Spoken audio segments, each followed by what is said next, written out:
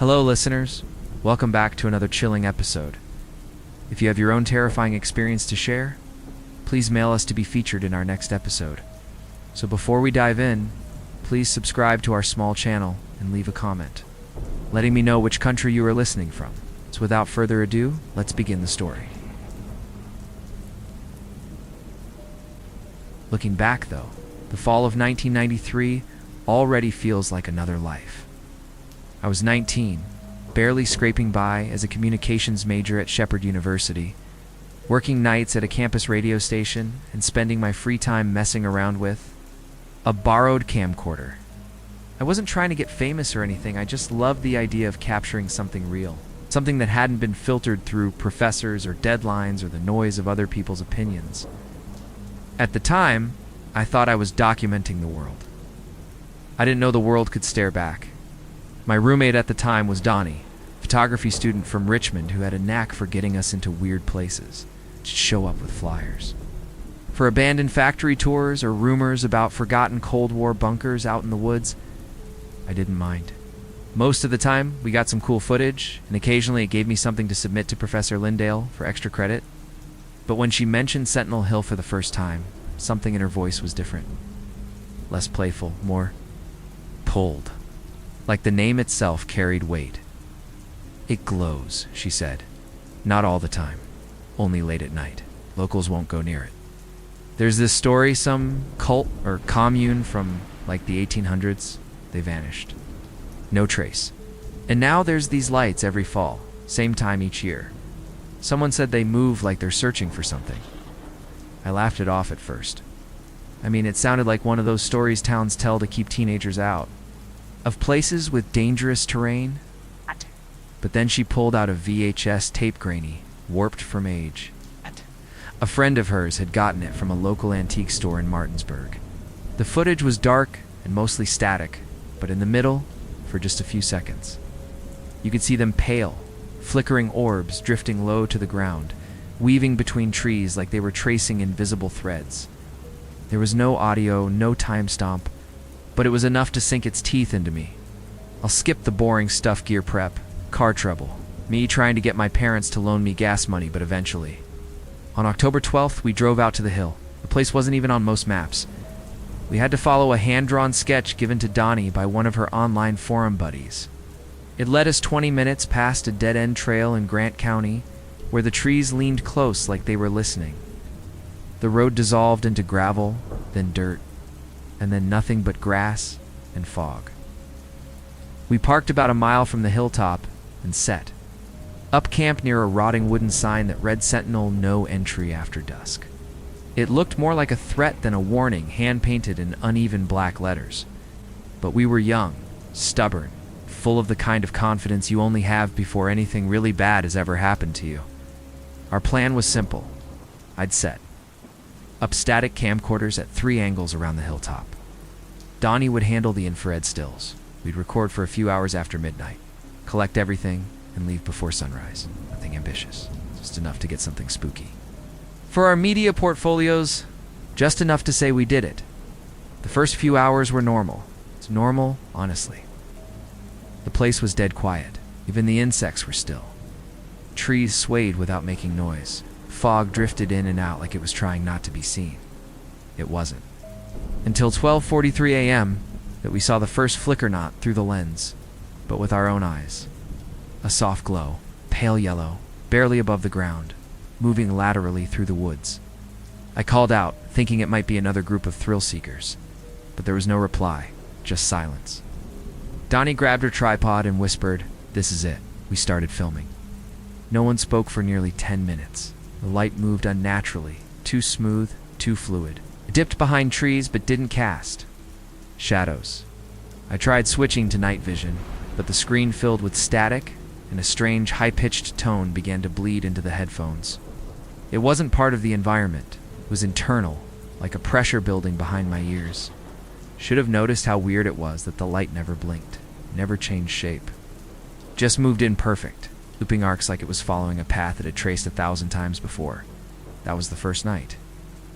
We had no idea what we were really documenting.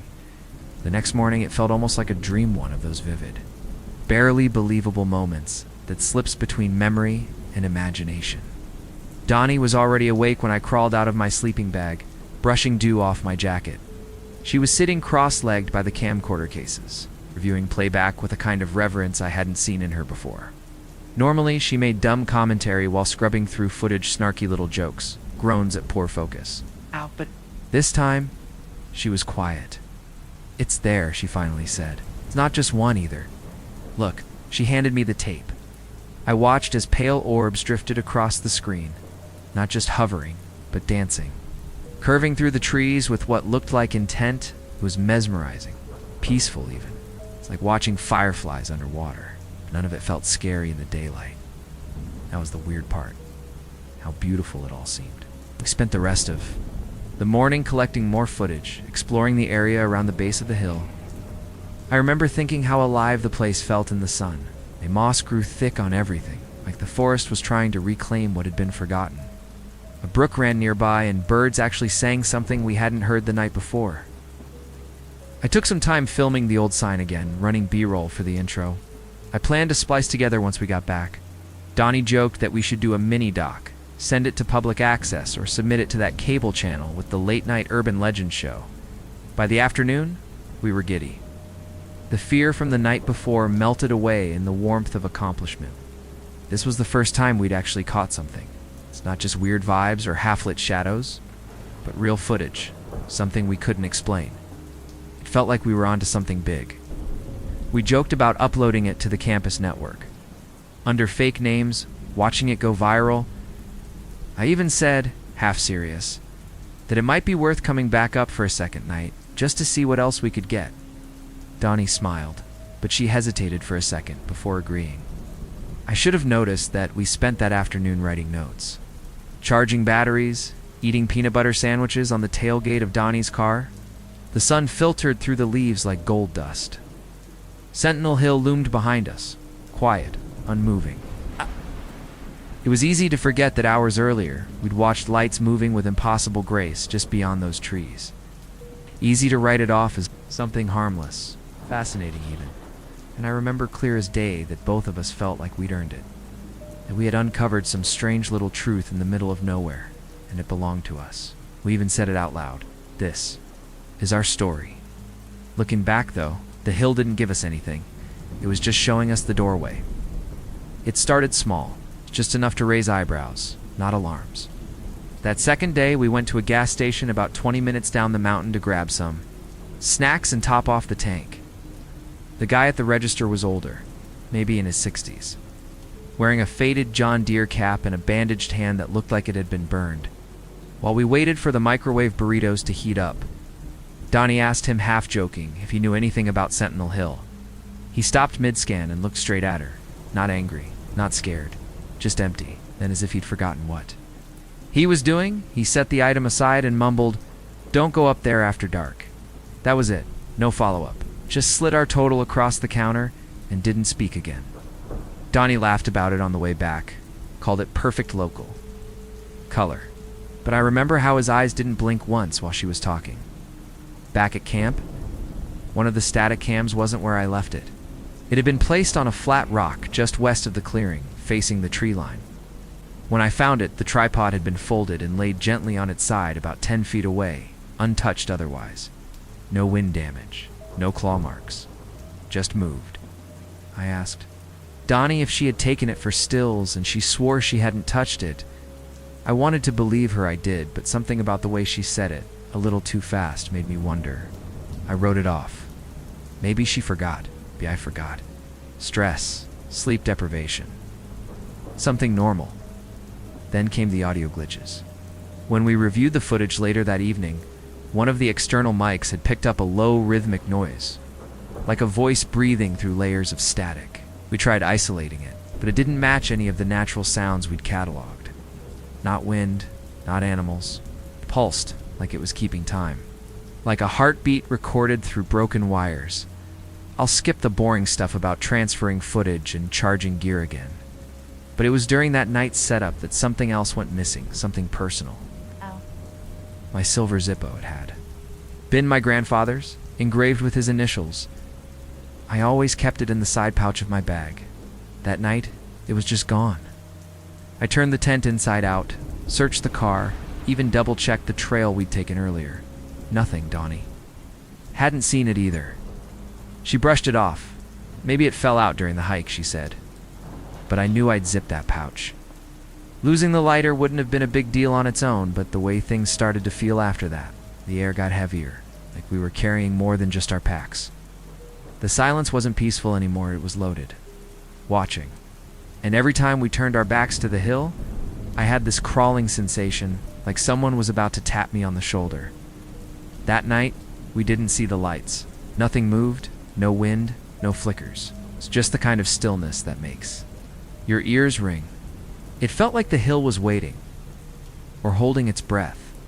And deep down, I think we both knew something had shifted, but we weren't ready to admit it. The third night was when it stopped feeling like exploration and started to feel like we'd wandered somewhere we didn't belong. The air had turned damp, thicker somehow, like we were inhaling through cotton. We'd set up the camp again, same placement, same precautions, but this time we decided to split the watch. Donnie would monitor the cams for the first half of the night, and I'd take the second shift. The plan was simple. If we saw the lights again, we'd follow, but never past the tree line. We agreed on that. We said we wouldn't go further. That promise didn't last. It was just after 2 a.m. when Donnie shook me awake. Her face was pale, lips pressed thin. "They're back," she whispered, barely loud enough to rise over the wind. But the thing was, the wind had stopped. Everything had. It was silent. There's no crickets, no rustle, no distant cars. Yes. Just the pop of our little lantern and the static hiss of the handheld monitor. I looked at the screen. There were 3 lights now, not 1. 3. And they weren't just drifting this time. They were circling, moving around the edge of the tree line like moths mapping a perimeter. I grabbed the night vision cam, double-checked the battery, and stepped toward the trail. Donnie followed without speaking. That's when the whispering started. It wasn't voices, exactly, not full words, just fragments. Hisses like breath pulled through broken teeth, or syllables split apart by static. We couldn't tell if it was coming from the woods, the wind, or the equipment itself. Every time I turned toward, the sound had vanished, but the light stayed, moving in slow, perfect rhythm. And then, just for a moment, all 3 stopped. Right at the edge of the trail, maybe 50 feet from where we stood. I don't know what I expected them to do. Flicker out, move on. Instead, they flared bright and sudden, like headlights caught. In Fogand, I swear I heard my name, not shouted. It's not even spoken, it's just breathed from somewhere far too close. I spun, searching for Donnie, and she was gone. My throat closed in panic, and I called for her aloud. I know I did. Stumbled toward the last place I saw her, slipping on wet leaves, catching my wrist on a low branch. I tripped and landed hard, camera smashing into my chest. When I got up, the lights were gone. So was Donnie. But when I got back to the tent, maybe 10 minutes later, she was already there. Sitting by the fire, staring at the monitor, eyes wide and glassy like she hadn't blinked in hours. She didn't look at me when I asked where she went, just said flatly, "You were the one who disappeared." I wanted to argue. I wanted to scream. But something about her tone dull, mechanical, shut me up. She wasn't lying. Or if she was, she believed it. The next morning, the static cam footage from that night was completely erased. One of the memory cards was missing entirely, and we both swore at different times. Alone that we'd seen the other walk into the woods first. I should have pulled the plug right then. Called someone. Left. But curiosity is a kind of sickness, and I wasn't ready to admit that the hill had already gotten inside us. We didn't speak much the next morning. Donnie barely touched her coffee. She just sat on the tailgate, legs bouncing, fingers twitching at her sleeves. I tried making jokes, weak ones, the kind you use to fill air when silence feels like a trap, but they didn't land.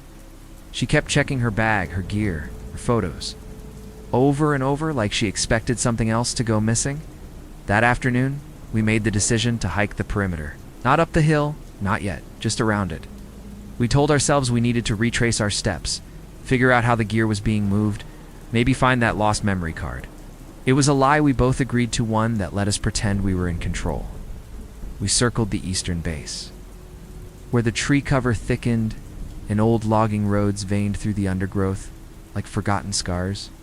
There were strange gaps in the soil patches where nothing grew, even though sunlight poured straight through. At one point, I found a rock formation shaped like a circle, maybe 5 feet across.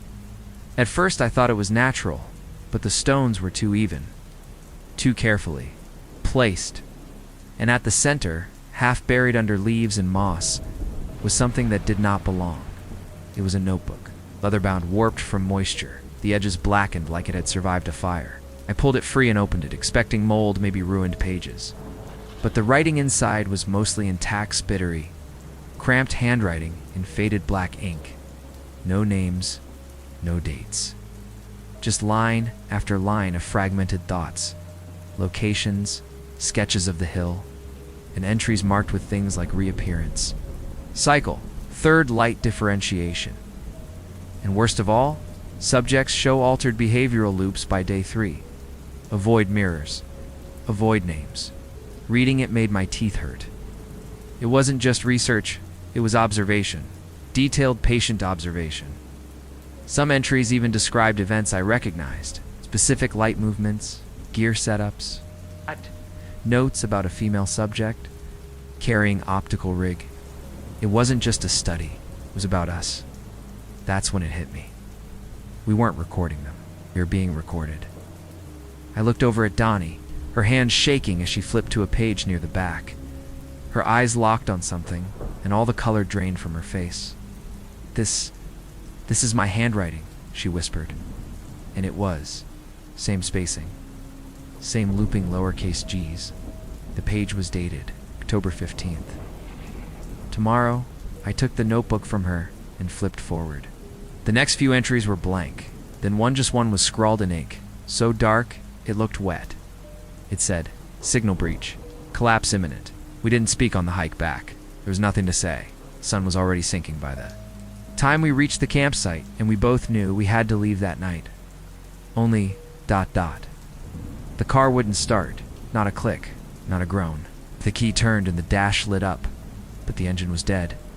We popped the hood, checked the battery, the fuses, everything looked fine, but something smelled off. It's like burned plastic and iron shavings. Donnie stepped back, face pale, and pointed to the inside of the engine block. They're pressed deep into. The dust on the casing were 3 perfect circles. Clean, untouched by grime. Like fingertips pressed into metal. That night, we didn't light a fire. We didn't speak. We just sat in the dark, back to back, listening, waiting. We lasted maybe an hour in the dark before I snapped. I couldn't take the silence anymore, the way it pressed against my chest, like breathing underwater. I got up, grabbed the keys, and told Donnie we were walking out. I didn't care if it was 20 miles to the nearest gas station. It didn't care if the cold ate through my boots. I just knew if we stayed one more night on that hill, we wouldn't leave it all. She followed, no argument, clutching the notebook to her chest like it was the only thing anchoring her to reality. We didn't pack. We didn't take food or extra batteries. We left everything but the cameras, the keys, and the flashlight. The trail looked different in the dark, too wide, then too narrow, and the trees leaned in ways they hadn't before. We kept moving faster with every step, but the path seemed to twist under our feet, pulling us in a loop. After an hour, we saw the car again. From behind, we'd circled back. That's when Donnie broke. She dropped the notebook and started crying, ugly, silent sobs that looked like her face was collapsing. I picked up the book and tried not to panic, tried to think logically, but my hands were shaking so badly I could barely hold the flashlight. The beam flickered. Once, twice. Then died completely. We heard footsteps. Not animals, not deer, not twigs. Snapping under light paws, boots, heavy, deliberate, crunching slow through. The brush, maybe 30 feet off trail. I pulled Donnie behind a tree and turned off the camera screen, but not the audio. It was the only recording device we had left. The steps stopped, then started to get closer, circling like they were sniffing us out. And then a voice nod. Loud, not angry, just wrong, like it had been run through 1,000 speakers, all broken in slightly different ways. It said my name, first softly, then again louder, and then Danis. The same voice. No emotion, no inflection, just identification. That's when it hit me. It wasn't just calling us. It was cataloging, I snapped. I grabbed Dana's wrist, and we bolted, crashing through brush, not even trying to be quiet. We didn't follow the trail. We just ran downhill, hoping gravity would lead us out. I could hear it behind us, more than one set of steps now, matching ours, perfectly. When we zigged, they zigged. When we stumbled, they paused. We were being mirrored. Just as my legs started to give out, headlights cut through the trees. A truck, parked at the trailhead, figure waved a flashlight, shouting something. I didn't hear the words.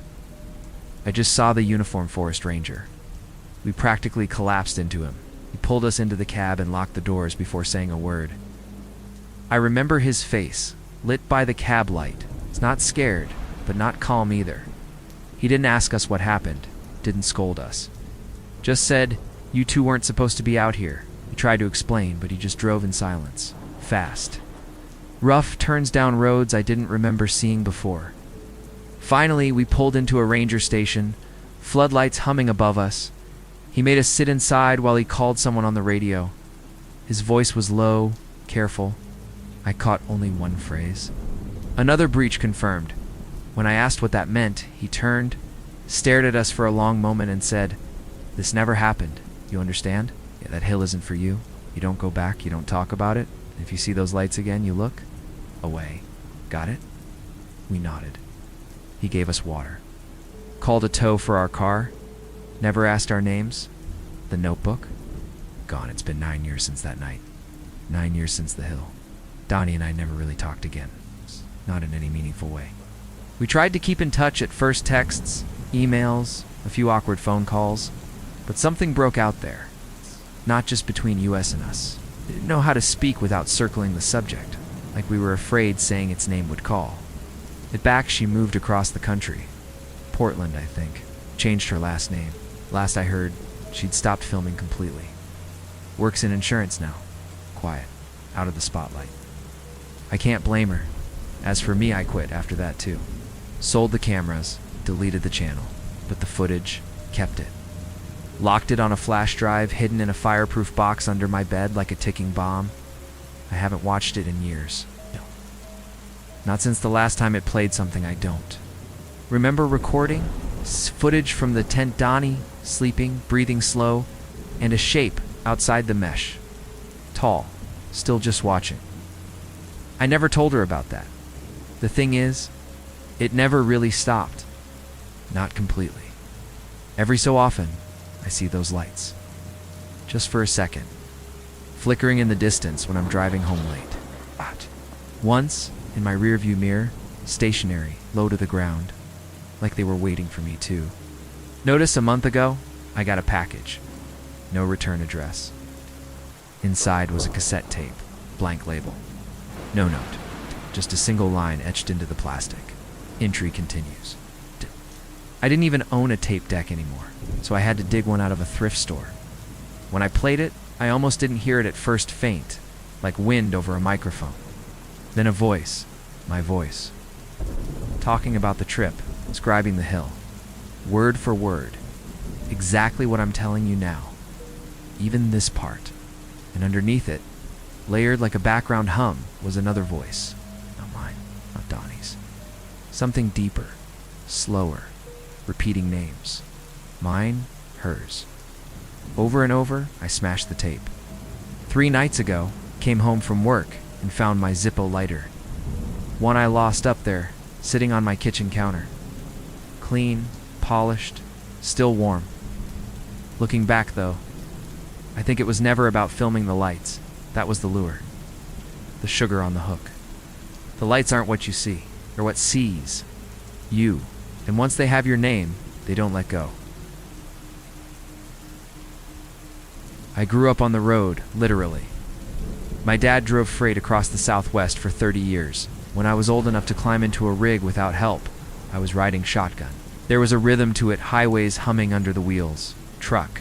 Stops like waypoints in a long, open-ended map, the static of the CB radio crackling life into the night. It wasn't glamorous, but it was ours. There's a kind of unspoken bond among truckers, especially the night drivers. We watch out for each other in ways most people don't understand. You learn to know someone's voice even if you've never seen their face. Dad used to call them ghost friends, the guys you talk to at 2 a.m. Somewhere between Tucumcari and Gallup, when the road gets too long and your eyelids too heavy. It's lonely work, dangerous even. But the CB made it feel like there was always someone just a dial click away. When I finally got my own license and started doing overnights, I felt like I was stepping into an inheritance. Dad passed me his old handle hollow point. Said it was lucky. Said it kept him out of more wrecks than it should have. I laughed at the time. Now I wonder how much of that was luck and how much was something else entirely. There was one voice that stood out even among the regulars, a guy called Big Rig Ronnie. He wasn't just a driver. He was a DJ in the loosest sense. Between midnight and 4 a.m.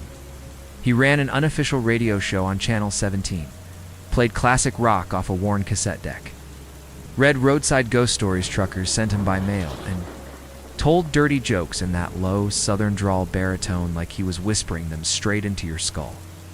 He didn't take himself too seriously, but everyone listened, even the guys who claimed they didn't. If you were on I-40 or Highway 70 between Albuquerque and Clovis during the graveyard shift, you knew Ronnie. I never met him in person, but I talked to him often enough over the airwaves. He remembered. Handles, voices, where you were headed, and how long since your last break. And he had rules. Unspoken, but ironclad. You never broke in on someone else's story. You never turned off the radio until you were out of range. And you never repeated something you heard on Ronnie's show outside of the cab. Not a rule, he said, just one we all understood. Looking back, though, there was always something a little off about the way Ronnie ended his shows. He didn't sign off like a normal host. Didn't say goodbye or catch you on the flip side. He'd just go silent mid-sentence like the signal was cut, and then nothing. Just dead air. No music. No static. Just a hole where a voice used to be. It felt intentional, like a door shutting softly behind you. I should have been surprised when he disappeared, but the signs were all there. There was a strange kind of etiquette when it came to Ronnie's broadcast. It wasn't formal, no manuals, no hard and fast directions, but everyone who tuned in knew what was expected. The first rule was simple. You didn't speak over him. If Ronnie was telling a story or reading from a letter, you let him finish. You could hear drivers unclicking their mics mid-sentence just to avoid stepping on his words. Didn't matter if you were a rookie or a 20-year vet, you listened. And if you had to talk, you waited for the pause. It always came. 3 soft clicks, a silence, then music. That was your chance. Any other time? Forget it. The second rule was more of a warning than a guideline. Don't lie. Ronnie was real particular about that. If you called in with a story, it had to be true, at least. In the way truckers understand truth, embellishments were fine, drama was expected, but there had to be a core of something real, something felt. Anyone caught bullshitting guys calling in drunk, trying to impress with fake ghost stories or tall tales Ronnie, would shut them down fast, sometimes without a word. Just a long silence, then the soft click of his mic turning off. You didn't hear from him for the rest of the night. That was enough to keep most people honest. But the last rule was the one people whispered about at truck stops and rest areas. Never call back the voice. See, every now and then, during the quietest stretches of road, usually after 2 a.m., a strange thing would happen. Someone would report hearing their own voice repeating back to them on a delay. Not like a normal echo either. It wasn't playback from their mic. It came in like a whisper over Channel 17, distorted and wrong, like it had been copied by someone who didn't quite know how to sound human. It would start small, just your last few words, maybe a phrase, But sometimes it kept going, saying things you hadn't said, things you were thinking, things you remembered. When it happened, you were supposed to stay quiet, turn off the radio, pull over if you had to. But under no circumstances were you to respond. Ronnie never said this out loud on air, but enough drivers passed down the warning that it became an unwritten law. If the voice starts talking back, you do not talk to it. I heard it once. Just once, I was running a solo route through the desert, westbound toward Lordsburg, no cars for miles. Dead, flat black sky above me. Ronnie had just played Midnight Rider and read a letter from a driver who swore he'd seen a figure standing in the middle of the road that vanished under his headlights. After the story ended, the radio went quiet. No static, just soft breathing, and then my voice. It was saying something I'd said 5 minutes earlier about being tired. Then it changed. I know you're still awake, Hollow Point. That's what made me pull over. Not slam on the brakes. Just ease over. Like my body was acting on its own. I shut the radio off. Sat in the dark for 10 minutes, hand on the wheel, not blinking. When I turned it back on, Ronnie was back, humming along to a song like nothing had happened. I never told anyone, not even my dad. But I remember the tone, flat, dry, like someone who'd been listening just a little too long. That rule, the one about not responding, was sacred.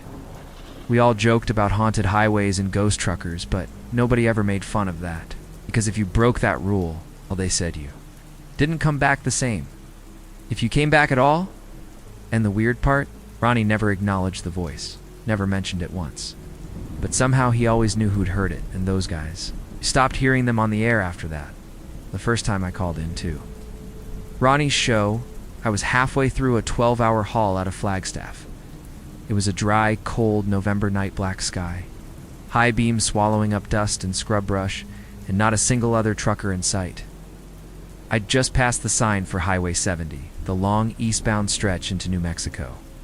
When I flipped my CB to Channel 17, the usual hiss greeted me, followed by Ronnie's unmistakable drawl. Low, warm, like a log fire in a dark room. He was, playing a scratchy bootleg of Simple Man, cracking jokes between verses about his busted speedometer and a runaway tire he'd seen outside. Truth or consequences. I'd been listening for weeks by then, always on the fringe. Never spoke, never keyed my mic. But something about that night felt different. Or maybe it was the loneliness. Maybe I was just tired.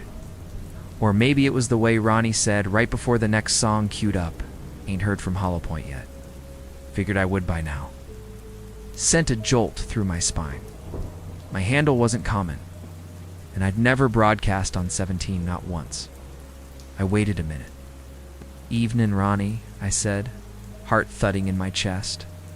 "You got Hollow Point on the line?" He chuckled, slow and easy. "Well now, there he is," he said. "Knew you'd check in sooner or later. What stretch you on tonight, brother?" And just like that, I was in. I talked with him for a few minutes, standard stuff at first, where I was headed. What kind of freight? Then I offered up a short story. Nothing fancy. Just a weird thing I saw once near Amarillo. Figure in the fog, standing motionless on an overpass. Thought it was a prank until it turned and walked away. But never made a sound, not even with boots on concrete. Ronnie listened the whole way through. Gave a soft huh when I finished, and said, "You've got good air legs for a rookie. Hollow Point. Real good." And that was it. No applause. No follow-up. Just the click of his mic cutting out and the next track playing Johnny Cash's Ghost Riders in the Sky. Should have felt anticlimactic, but it didn't. It felt like a rite of passage. That night, a couple of other drivers called, and guys I knew only by handle, offering stories or just checking in. One mentioned seeing a coyote walking backward across the median near Lordsburg. Another claimed his radio picked up a woman screaming from inside his trailer when he hadn't stopped in for hours. Ronnie didn't laugh. He didn't doubt. He let their voices fill the night, same as mine. After that, I became a regular. Not every night, but enough. Ronnie would sometimes greet me when I logged in, even when I hadn't said anything yet. He'd say, "Welcome back, Hollow Point," like he knew I was there, just from the shape of my silence. He remembered the story I told. asked if I'd seen anything else lately. Sometimes I had. Sometimes I lied. It started feeling like a family. A broken, half-invisible family built out of static and ghost stories, but one that noticed me. It respected me. That meant something, especially on those long nights when the world outside the windshield felt like it was dissolving into black. But I couldn't shake one thing, a growing sense that Ronnie knew more than he let on. Not just about me, but about all of us. He'd drop little phrases here and there, like, "Careful around mile marker 112, don't. Let it catch your name." Or, "If you're hearing your own voice, it's already too late." Everyone laughed nervously when he said stuff like that, me included. But a part of me was starting to wonder if those warnings weren't jokes at all. It didn't happen all at once. That's what made it worse. If Ronnie's voice had just turned robotic one night, or someone had screamed bloody murder through the radio, I think we all would have snapped to attention. But it was slower than that. Little changes, a shift in tone. The way Ronnie started pausing longer between songs. Not the casual silences he used to let hang for dramatic effect, but gaps where you could almost hear him thinking, like he was waiting for something else to speak first. Then there were the songs themselves, once familiar classics. Now, wrong. They'd start okay. Then the tempo would stutter, or the lyrics would repeat just slightly off. I remember one night he played House of the Rising Sun.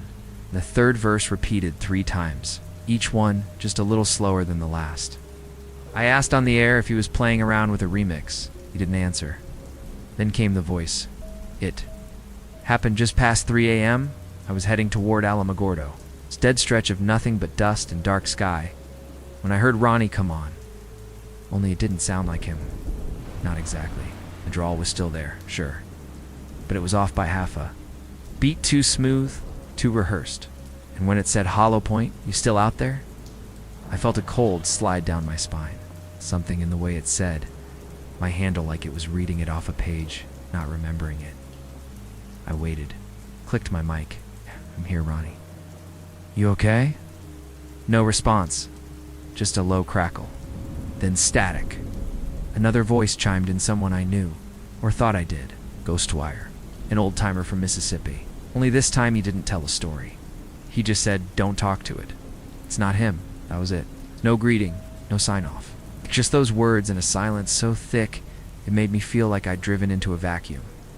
After that, things got worse. The next few nights were quieter. Fewer drivers checking in. Ronnie didn't broadcast for 3 days straight, which had never happened before. When he finally came back, something had changed. He kept calling out to drivers who hadn't been on the air in weeks, asking them for updates, acting like they were just late to check in. "Breaker 17, you out there, Kingsnake?" he asked. "How's that reefer trailer holding up?" Kingsnake had been off the air since a wreck outside Amarillo the month before. Everyone knew it. We'd all heard about it on the forums. Didn't make it. But Ronnie talked about him like he'd just missed a turn. That's when I stopped feeling like I was part of something. One night I keyed the mic to say hi, and Ronnie responded instantly, like he'd been waiting for me. "There. He is," he said. "Old Hollow Point. We were just talking about you. Only no one else had been on." I hadn't heard a single other voice in hours. And then he said something that still messes me up. He said, "You remember that story you told about the man on the overpass? I saw him last night. He's still out there, still waiting for you." My mouth went dry. That story had been harmless. Creepy detail, sure, but mostly made up. Something I'd embellished just to earn a spot. But Ranior, whatever was Ranior, now knew every word. Even the parts I hadn't shared on the air. I stopped responding after that. I'd still listen. Couldn't help myself, but I turned the volume low, sat stiff in my seat. Eyes on the dark road ahead, radio dial glowing soft amber beside me. Hoping whatever was using Ronnie's voice wasn't really listening the way I was starting to think it was. It was a Thursday night when it clicked. I hadn't heard Ronnie's real voice in over a week, and I'd started asking around discreetly, messages through forums, direct channels, even an old Facebook group for late-night haulers. Most people didn't reply. Some who had been regulars On Channel 17 weren't online at all anymore. Ghostwire's profile was gone. King Snake's page hadn't been touched since the accident, like someone had just walked away from the keyboard and never looked back. But one person finally did. Answer an old-timer out of Oklahoma who went by Blue Echo. He told me, in plain words, that ain't Ronnie on the air anymore. It's something else. And if you're still listening, you need to stop. Right now. I asked him what he meant. He wouldn't explain, not directly, just said he used to. Run with Ronnie back in the 80s. Knew his voice better than his own. Said the thing on Channel 17 sounded close, but wrong. Said it started right after that big storm in August. It's the one that knocked out power along the southern stretch of 74, almost a full night. When the grid came back up, so did Ronnie's signal. Ronnie hadn't been online for 3 days before that. Then suddenly he was everywhere again. Stronger, louder, too clear for CB. Blue Echo swore the transmitter signal was somehow better than anything he'd ever heard. Like it wasn't bouncing off towers at all, but coming straight. From the air itself, I didn't want to believe him. I started noticing the pattern. Every story the voice told, every ghost tale it shared, was no longer from drivers on the line. They were about drivers on the line. One story mentioned a guy falling asleep at the wheel just past mile marker 102, jolting awake seconds. Before hitting the median, that had happened to me 3 nights prior.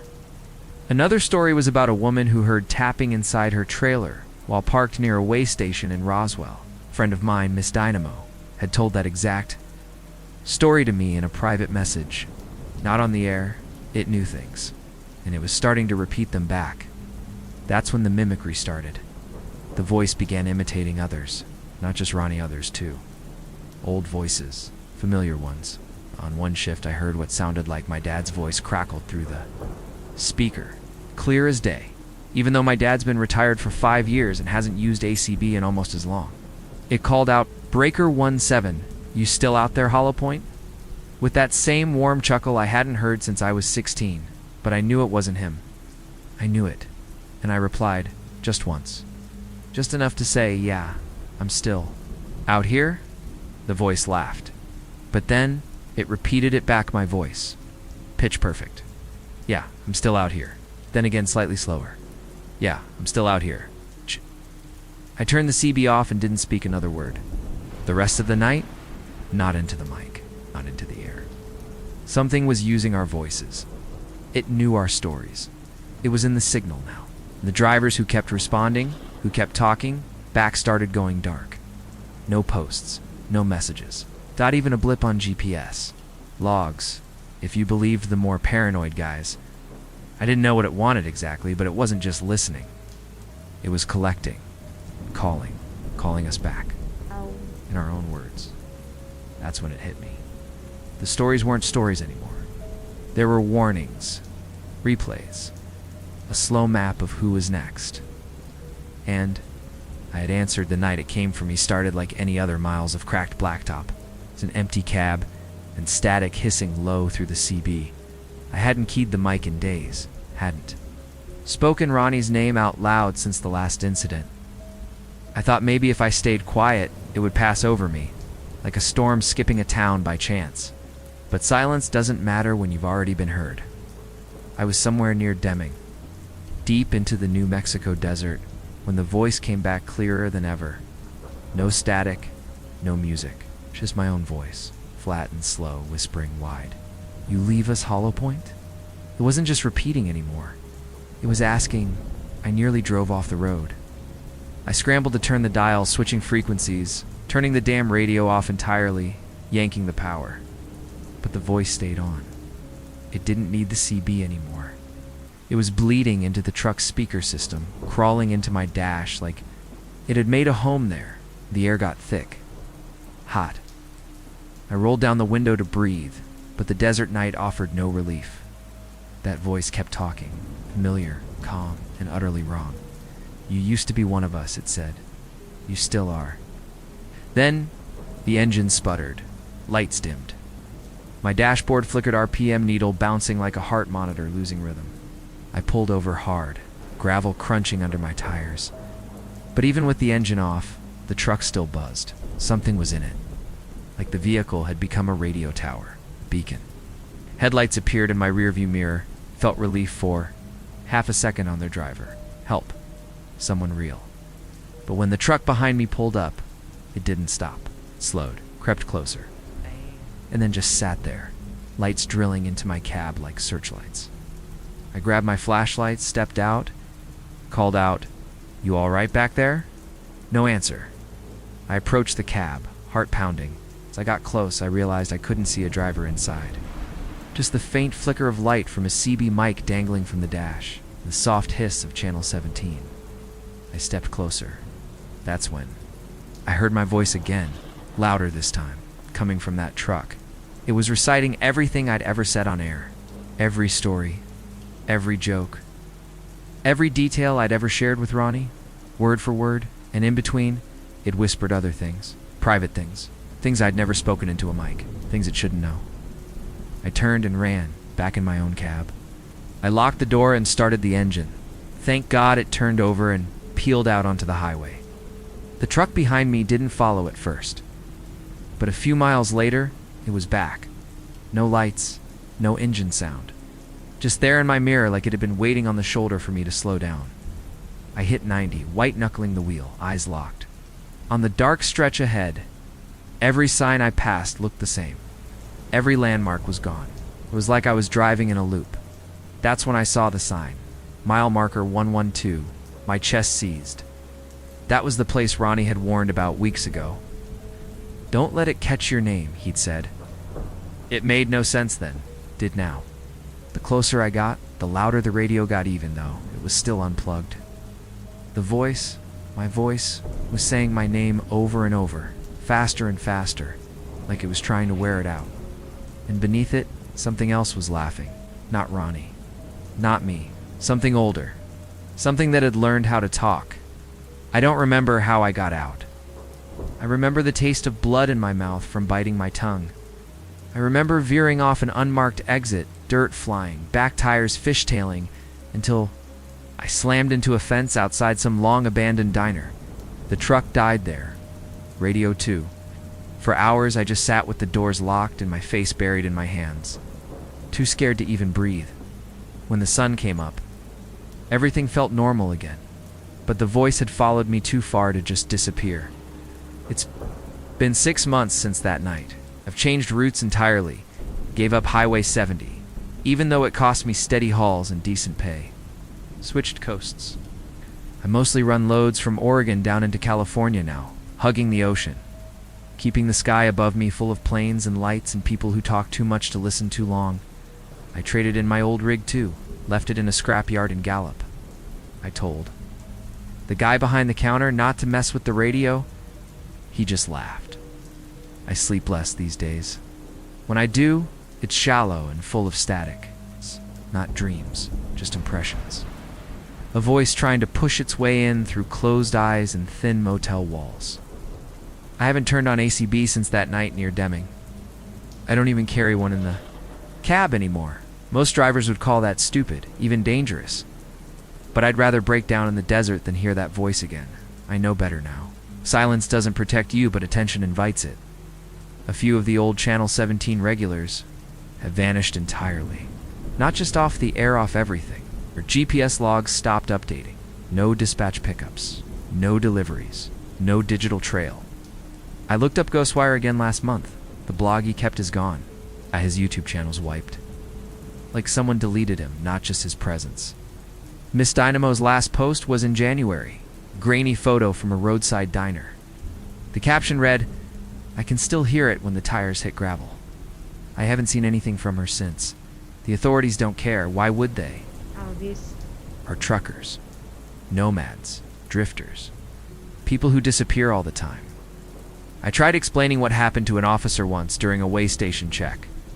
He just smiled politely and told me maybe I needed more sleep. I nodded and promised to get some, but I knew I wouldn't, because the voice hasn't stopped. It's been quiet, sure. Weeks pass without incident. But then, like clockwork, I'll find a message. A sticker on a diner bathroom mirror. A scribbled note tucked into my dash. A coffee cup left on my hood when no one else is around. Always the same 4 words written in shaky black marker. We still hear you. A few days ago, it got worse.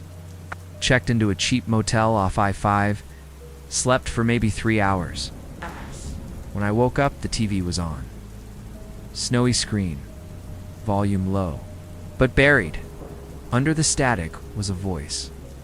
My voice, saying something I couldn't make out till it repeated hollow point. It's your turn to talk. I turned the screen off, yanked the plug, sat in that room until the sun rose, not moving, not blinking, just listening, waiting. Looking back though, I think the worst part is knowing it's still learning, still mimicking, still collecting. Somewhere out there, in some forgotten stretch of Highway 70, someone else is hearing their own voice calling back to them, just like I did. Maybe they're answering right now. If they are, they won't be the same when the sun comes up.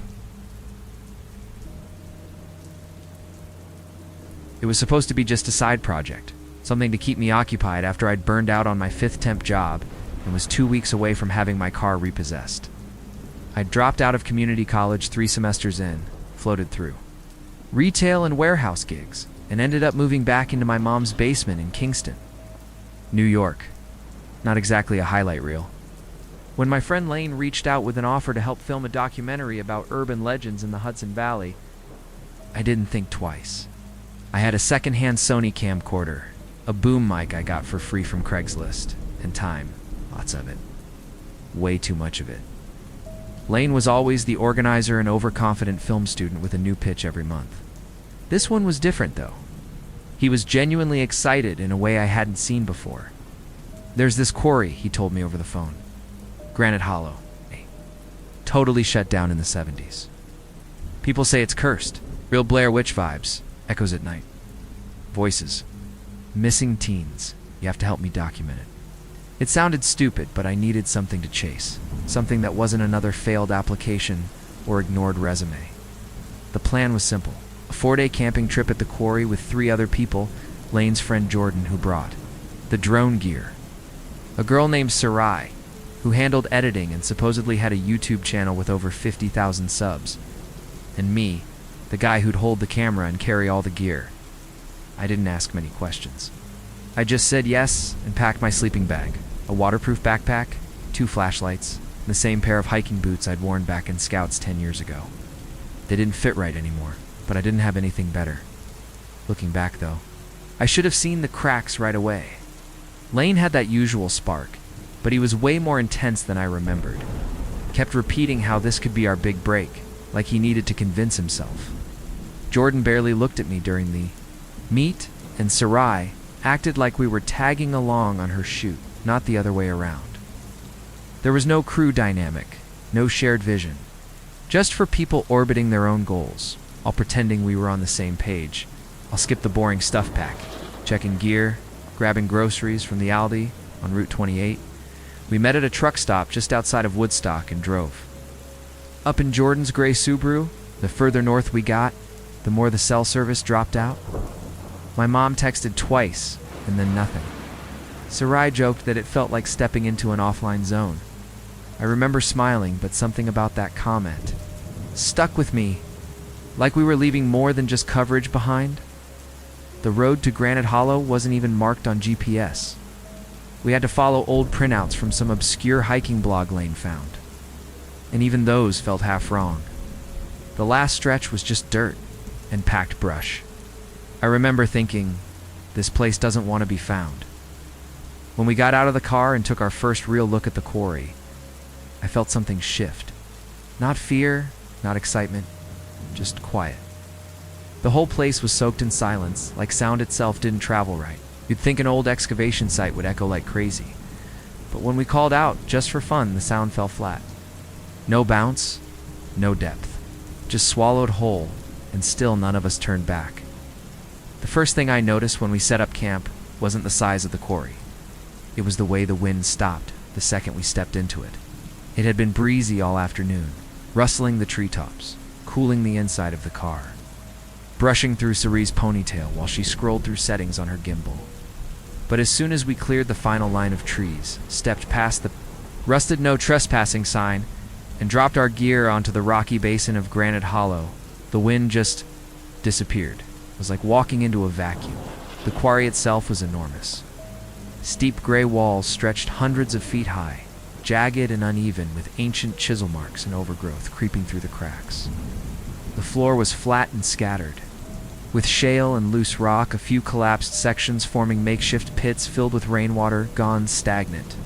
There was no wildlife, no birds, no bugs, not even the occasional squirrel scurrying across a log. The only thing alive out there was a sand. Even that started to feel like a stretch. We chose a spot near the western edge to pitch the tents. Sarai wanted good angles for golden hour footage. Lane insisted the shadows on the quarry wall would look cinematic on time-lapse. I mostly just followed directions, setting up the tripod, checking sound levels, and taking in the weird quiet. I mean, yeah, I've been in remote spots before. Camped out in parts of the Catskills where you don't see a house or a person for 20 miles. But this was different. It wasn't that the world was quiet, it was like the world didn't reach here. Even Jordan, who rarely said anything, looked up from his drone controller and muttered, "Feels like a soundstage." Ray rolled her eyes and said, "It's just dense rock." "You've been watching too much Deadstream." But I saw the way her hands lingered a second longer on her camera than normal.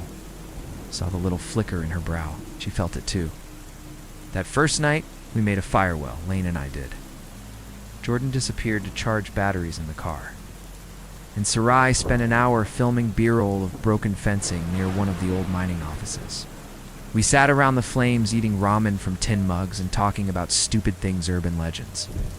Ghost hunting YouTubers, whether or not it was ethical to fake activity in a video if it got you more clicks. Lane argued that it didn't matter as long as the story felt real. Sarai disagreed. Jordan didn't say anything. Later, around midnight, I wandered off to pee behind a ridge. That's when I first noticed it. When I stepped around the bend and shouted back toward camp, just a dumb joke to mess with Lane, I expected my voice to echo. But it didn't. Not even a little. It stopped dead in the air like it had hit a wall I couldn't see. Again, nothing. Just that same weird stillness. Thick like it had weight. Even the sound of my boots scraping on gravel seemed dull. Back at camp, Lane said I was being dramatic. It's the rock composition, he told me, half drunk on gas station beer. Quartz eats sound. It's science, but I don't think. He believed it, especially after the power bank started flickering. Jordan's setup was brand new anchor packs, solar converters, all high-end stuff. But the drone wouldn't charge. His camera screen kept glitching. Mine too.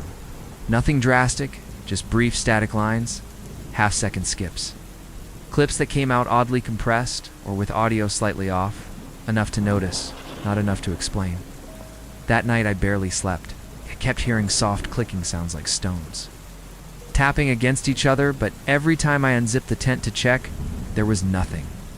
Just the quarry wall, pale in the moonlight, casting long shadows that didn't seem to line up with the rocks that made them. I told myself it was wind, but there wasn't any. The second day started with a dead battery and a missing SD card. Jordan had left his drone plugged into the solar bank overnight, swearing it'd be ready by morning. But when we woke up, the drone was still deadened. The memory card he'd left inside the camera was gone. He accused Sarai of taking it, that she hadn't touched anything. Lane tried to smooth things over, but you could feel that something in the group had cracked a little, just enough to let the cold in. I checked my own gear out of paranoia. Everything seemed in place, but my Zoom mic had weird distortion when I replayed the morning test audio. It sounded like someone breathing, but not from the mic. More like it was being fed into the track digitally, as if the file itself had been warped. I deleted it. I didn't tell anyone. We were all on edge, and I wasn't about to throw another log onto the fire. We hiked deeper into the lower levels of the quarry. That afternoon,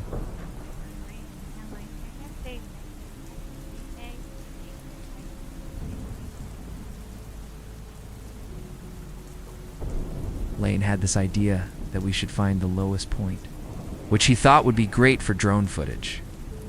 We followed a narrow path down into a sloped basin where water had pooled in a half circle, rimmed with fallen stone and collapsed scaffolding.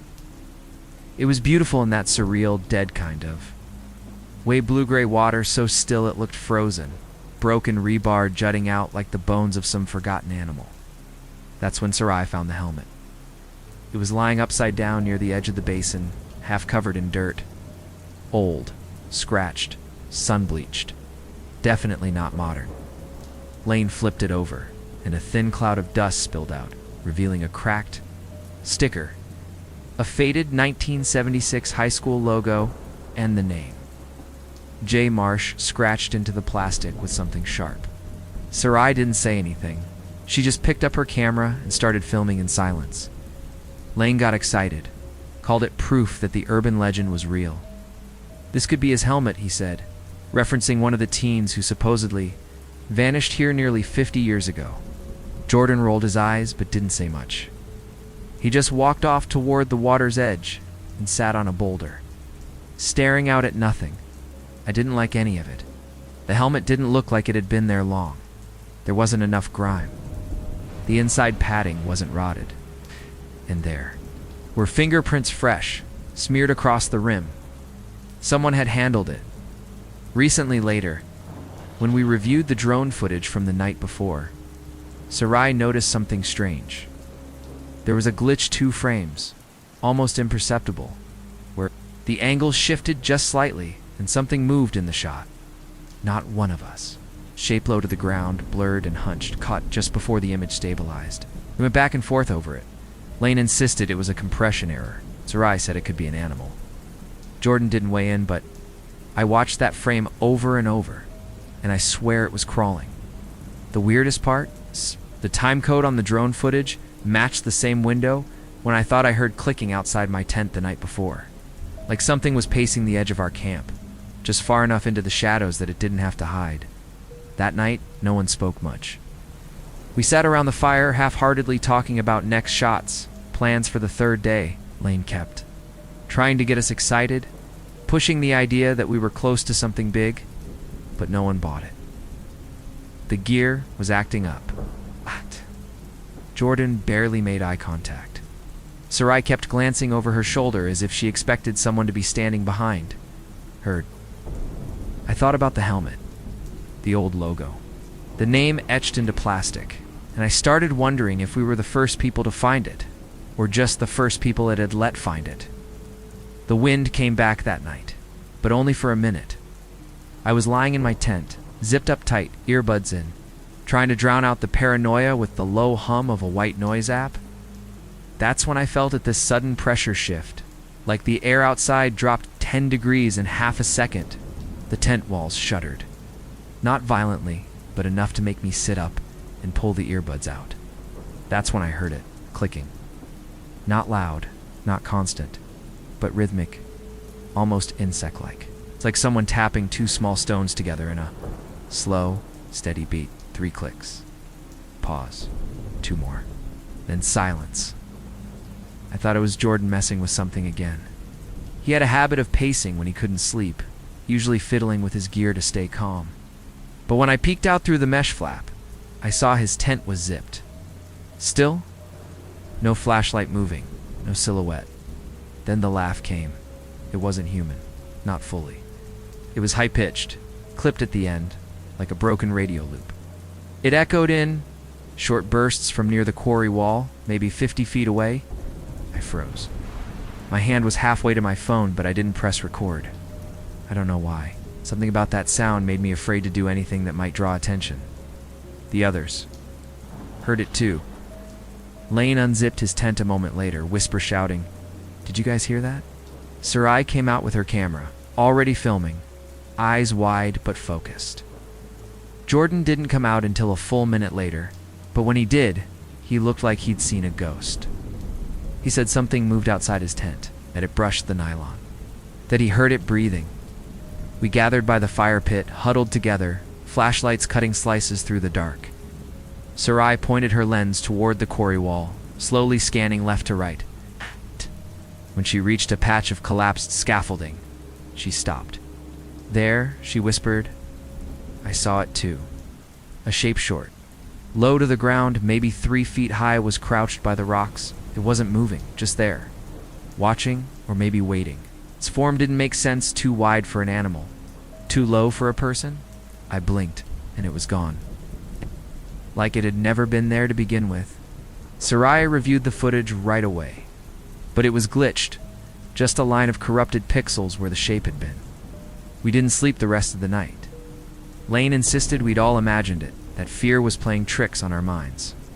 But no one argued because we were all too tired, too scared, too unsure of what we'd actually seen.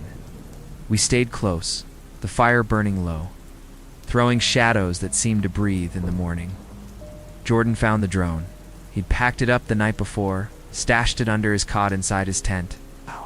But it was sitting outside when we woke up resting. Neatly on the flat rock near the edge of the basin, blades were still.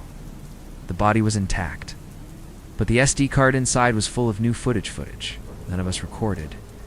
The video started like normal wide aerial shots of the quarry from the previous day, but halfway through, the perspective dropped. The camera started moving erratically, gliding low across the floor like it was being carried, and then the camera tilted sharply and turned toward the camp. We saw ourselves. From behind our backs were to the camera, all of us gathered around the fire. The footage held there for several seconds, no movement. No zoom just that long, silent stare. Then the video cut to static. That was the moment we all stopped pretending it was normal. Soraya packed up her tripod. Jordan stopped charging anything. Lane kept talking about momentum and making this the third act twist, but his voice cracked when he said it. We were shaken, badly, but not enough to leave yet. Maybe we didn't want to admit defeat. Maybe we were still clinging to the idea that this could be explained, that it could be used. Looking back, though, that footage changed everything. We weren't observing anymore. We were being watched. We should have left the moment we saw the footage. Packed up, hiked out, and never looked back. But there's something about fear that slows you down.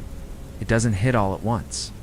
It seeps in, a little voice that says, just one more hour. Just one more thing to check. That voice killed our chance to leave when it still made sense. By the third night, it wasn't just the silence that was unnatural, it was the noise. The clicking sounds were louder now, not distant, but close, circling the camp in steady loops, like pacing. At one point, Sarai turned on her shotgun mic and let it run while we sat inside our tents. When she played it back the next morning, there were whispers, low and breathy, layered over the clicks. No words we could understand, just ... intention, and then we found the message.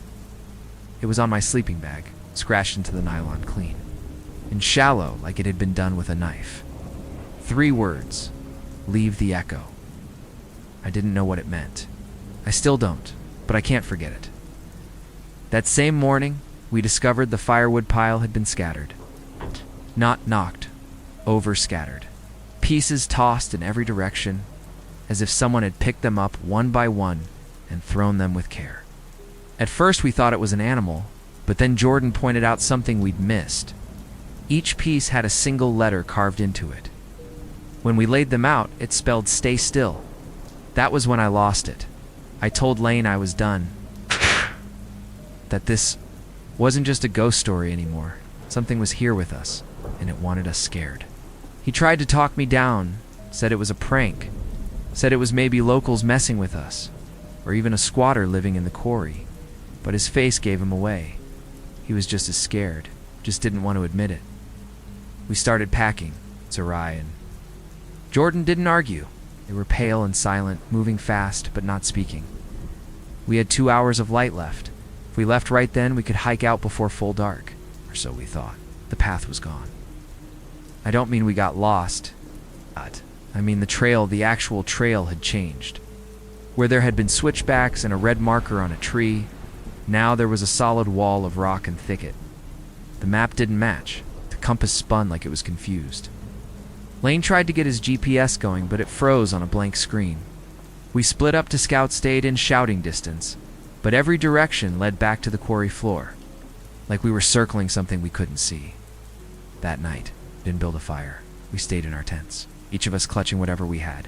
Nivs, batteries, metal poles, like it would do anything. Around 2 a.m., something started. Knocking on the side of Sarai's tent, not hard, just a slow tap-tap, like a finger against fabric. She didn't scream, didn't say anything, just stayed frozen until it stopped. When she told us in the morning, her voice was hoarse. Hadn't slept at all? Lane tried to brush it off, but he looked broken. His camera was shattered. No explanation, just gone. Screen cracked, lens twisted. Jordan's drone was missing entirely, not crashed. Missing. Something didn't want us documenting anymore. It wanted us quiet and scared. By the time the sun rose on the 4th day, none of us were talking anymore. Cerie's face was blank, like she wasn't even fully here. Jordan wouldn't take his hand off the side pocket of his packwear. He kept a pocket knife he hadn't used until now. Lane tried once more to convince us to stay, muttering about documentary gold and one last sunrise shot, but his voice was brittle, hollow. I think he knew. Deep down, that if we didn't leave now, we never would. We didn't bother packing properly. Just jammed our gear into bags, left broken equipment behind. No one even tried to carry the tripod. We aimed for the northeast slope-and alternate path Lane claimed might loop toward the service road.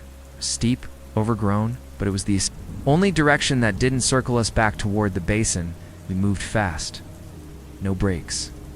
Just one foot after the other, dry branches snapping under boots. Sweat soaking our shirts, even in the cool morning air. And then the voices started at first. It sounded like rustling, the kind you might hear from a raccoon or deer moving through brush. But then the pattern shifted. Clicks returned, only now they were in response to our steps. Click, click, stop. Then again. Like something was trailing us, mimicking our rhythm. When we paused, it paused. When we sped up, it did too. And then the whispers started. They weren't loud, just barely loud enough to hear. But they weren't random either. They said our names. I remember hearing mine just once breathed. Into the air so softly I thought it was in my head. But Sarai gasped when she heard hers. Jordan cursed. Lane didn't say anything, but I saw his face. He looked like he was about to pass out. We broke into a run. I don't remember much of that sprint. Just the sound of my own breath and the rough scrape of branches against my arms. I think I fell at one point. Skinned my hand. Didn't stop. Eventually, after what felt like hours, we broke through the trees and stumbled onto gravel. A utility road. Real. Solid. Unmistakable. We made it back to the car, but it wasn't over. As Jordan unlocked the doors with trembling fingers, we heard something from the woods behind us, low and guttural. Not quite a growl, not quite a voice. I don't know how else to describe it except, aware, we didn't look back. We drove fast. No one spoke for 30 miles. At the nearest ranger station, we told them everything. Well, not everything. We didn't mention the voices or the writing on the wood. We said we got lost, that someone might be out there messing with campers, maybe even dangerous. The ranger on duty, a guy in his 60s, with deep-set eyes and hands that looked like they'd seen real work, just nodded. You went into Granite Hollow? He asked. We said yes. He exhaled slowly, almost like he was expecting that answer. That area's been fenced off for years, he said. To be closed. Dangerous footing. You're lucky you got out. We asked about the teens from the 70s, about Jay Marsh. He didn't answer directly. He just stared at us for a long time and finally said, sometimes things echo out there that shouldn't. That's when I knew we weren't the first. And we wouldn't be the last. You'd think getting out of there would be the end of the story. You survive the worst thing you've ever experienced. You leave it behind, and you try to move on. That's what I told myself when I got home back to my apartment. Back to cell service and takeout food and doors that locked. I should have been fine, but I wasn't. The first thing I noticed was the audio. I dumped all my field recordings onto my external drive, planning to delete them later. But every time I tried, my computer froze. Literally froze keyboard. Locked, screen static. The moment I forced a reboot, those same 3 files reappeared in my desktop folder, renamed each time. Things like Stay Listen, and the one that made me slam the laptop shut. I hear you. I ran a virus scan. Nothing. I reinstalled the OS. Still there. Eventually. I gave up trying to delete them. I just stopped opening the files entirely. But then, the static came through the speakers, randomly. Once when I was brushing my teeth, again while I was watching a movie, and worst of all, during a Zoom call for work, everyone on the call went silent when the sound cut in just for 2 seconds. A high-pitched whine, and then a click, click, click. My name whispered once. My coworker asked if I had a bad mic. I left the call early. Sarai hasn't returned my texts in weeks. Jordan deleted all his social media and moved back in with his parents. Lane started uploading weird videos again. Nothing about the quarry. Just slow, silent footage of empty rooms, no captions, no voiceover. But in one of the shots, if you pause just right at the 2-minute mark, there's something in the background. A reflection in a dark window. Too low to be human. I haven't watched it again. What really broke me, though, was the mirror. I woke up one morning last week and found something etched in the condensation on my bathroom mirror. I hadn't taken a shower. I hadn't run any water. But the mirror was fogged, as if someone had been inside, breathing heavy. In the center, 3 words written with a finger, still listening. That's when it hit me. The quarry doesn't keep people. It's not always. Sometimes it just marks them, follows them home, waits until they forget, and then reminds them. That thing. We heard down there the clicking, the whispering. It didn't want us gone. It wanted us heard. And sometimes, late at night, I'll hear the static again. Just a second. Just long enough to let me know it hasn't stopped. It's still there. And it remembers my name. I hadn't even known Uncle Theo was still alive. It's the last time I saw him. No, I was maybe 12. He showed up at my mom's funeral smelling like stale smoke and mothballs, handed me a Zippo lighter I wasn't allowed to keep, and disappeared. Before the service ended, he was what my dad called the kind of relative you don't ask questions about. But when he did alone, of course, the building manager couldn't find a next of kin, so they tracked me down. Not for inheritance, exactly. Just paperwork. Turns out Theo had been living in a crumbling apartment tower on the south side of Chicago for the past 27 years. Apartment 5B, rent-controlled, practically untouched since the 1980s. When I arrived, the place looked like it had aged in reverse. Peeling wallpaper, dust-caked radiators, broken rotary phones still bolted to the wall. Da-da-da-da. But here's the thing. Wasn't trashed. No rodents. No squatters. The windows were intact. Electricity still worked. And the manager, a wiry old man named Glenn, said I could take over the lease if I wanted. Said it was a steal in this market. Looking back, though, I should have asked more questions. The first time I told someone my new address, they looked confused. 5B? Are you sure I was? The key said 5B. The door said 5B. But the mailboxes skipped straight from 5A to 5C. The elevator had a smudged button panel no be listing at all. I brought it up to Glenn, but he just shrugged and said, old building quirks. City records are a mess. Still, I moved in. I'd been unemployed for almost 6 months, drained my savings, maxed out one credit card and dented another. This was the only break I'd caught all year. The rent was laughably low, the apartment was quiet, and aside from a weird damp smell I couldn't pin down, it was fine. I cleaned, I unpacked, I made it mine. Old Theo had left behind very little a stained coat, a couple of VHS tapes labeled with dates instead of titles, and a rusted knife in the silverware drawer. I tossed the knife. I wish I hadn't. The building itself was the kind you lie to yourself about charming. Character, urban patina. Really, it was just neglected. The lights flickered in the hallway. The pipes groaned at night. Sometimes the elevator stopped between floors and just waited.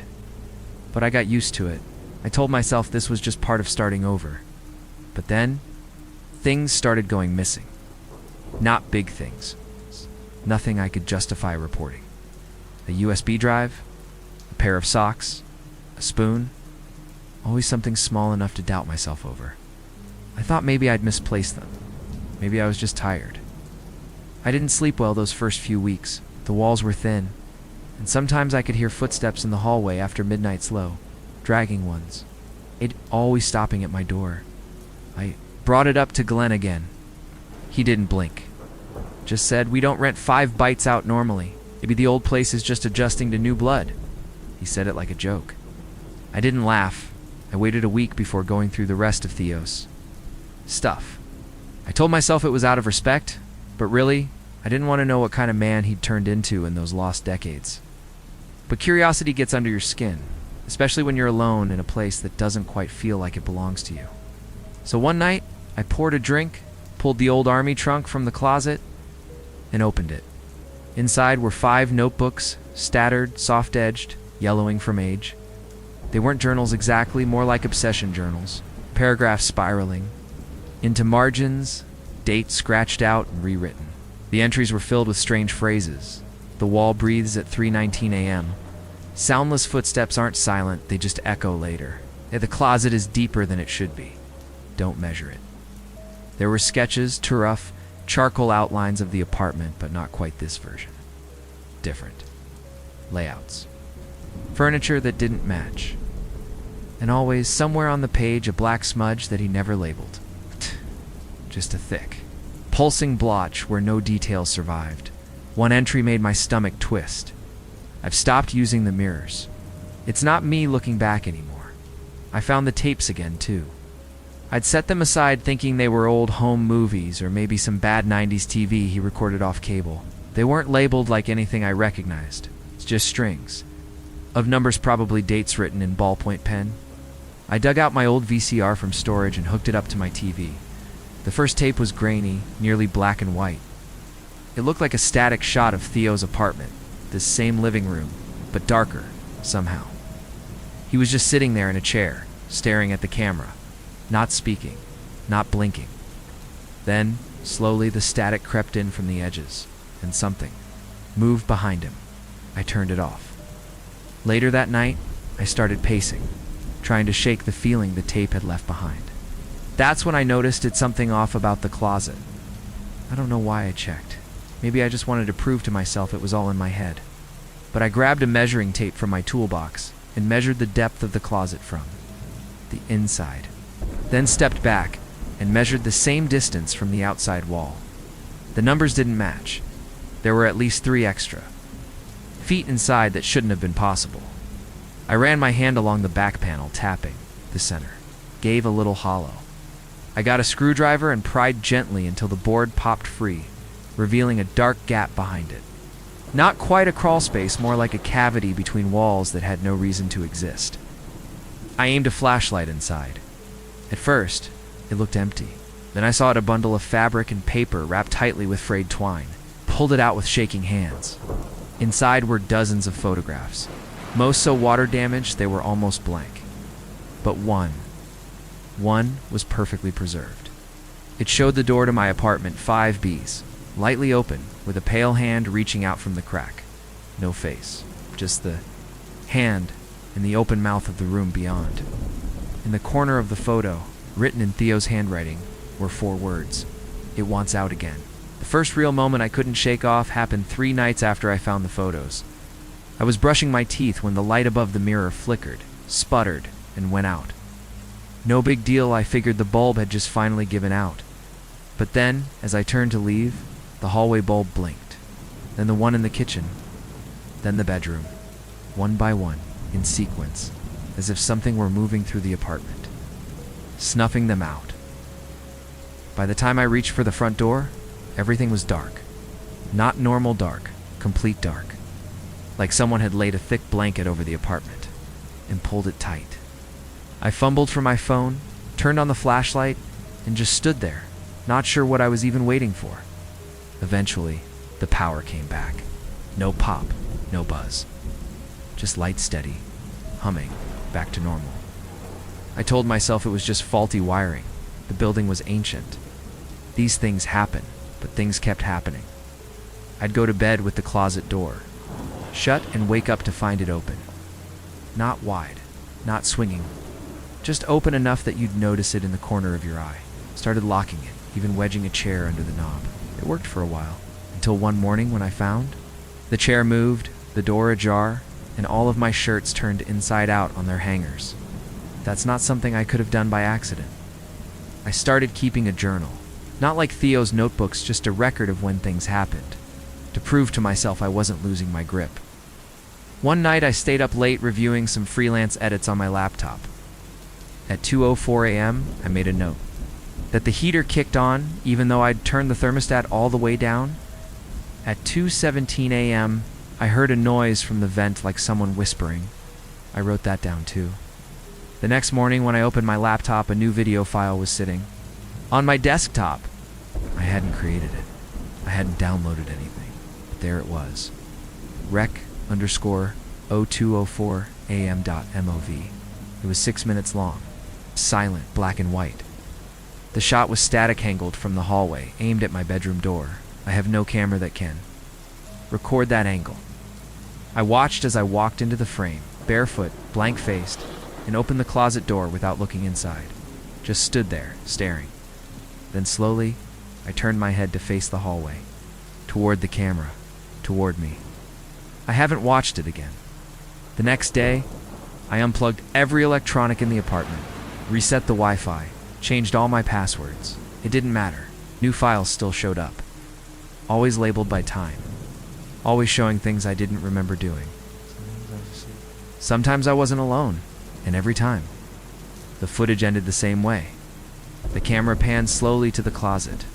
I told myself it had to be a prank. That maybe Theo had some motion-activated camera I hadn't found. Maybe the files were buried in the walls and just auto-uploaded through the network somehow. But I couldn't shake this one thought that kept looping in my head every time I closed my eyes. What if the apartment's not just showing me what I did? What if it's showing me what I'm about to do? I don't know what I was looking for exactly. Proof that I wasn't imagining everything. Evidence that Theo wasn't just losing his mind toward the end. Either way, I started digging. Took days off from freelance gigs, skipped meals. I barely slept. The apartment was always cold now. Even when the radiators clicked on, I'd see my breath sometimes just for a second, and then it'd vanish like I'd imagined it. That was when I turned to the internet. I started with property records, tenant listings, building permits, anything public. It turns out the building wasn't built in the 60s like Glenn told me. It was older. Much older. It had once been a boarding house in the 1920s, known then as the Marlin House. Most of the digital records stopped around 1949. And everything after that was under restoration or labeled data unavailable. I had to start checking microfiche at the library, physical death records, insurance claims, historical blueprints. What I found didn't make sense in 1946. The Marlin House was condemned after 3 tenants reportedly disappeared over a single weekend. Their rooms were found untouched, beds made, clothes neatly folded, wallets full of cash on the dresser. One of them was a young school teacher who just moved into room 5B.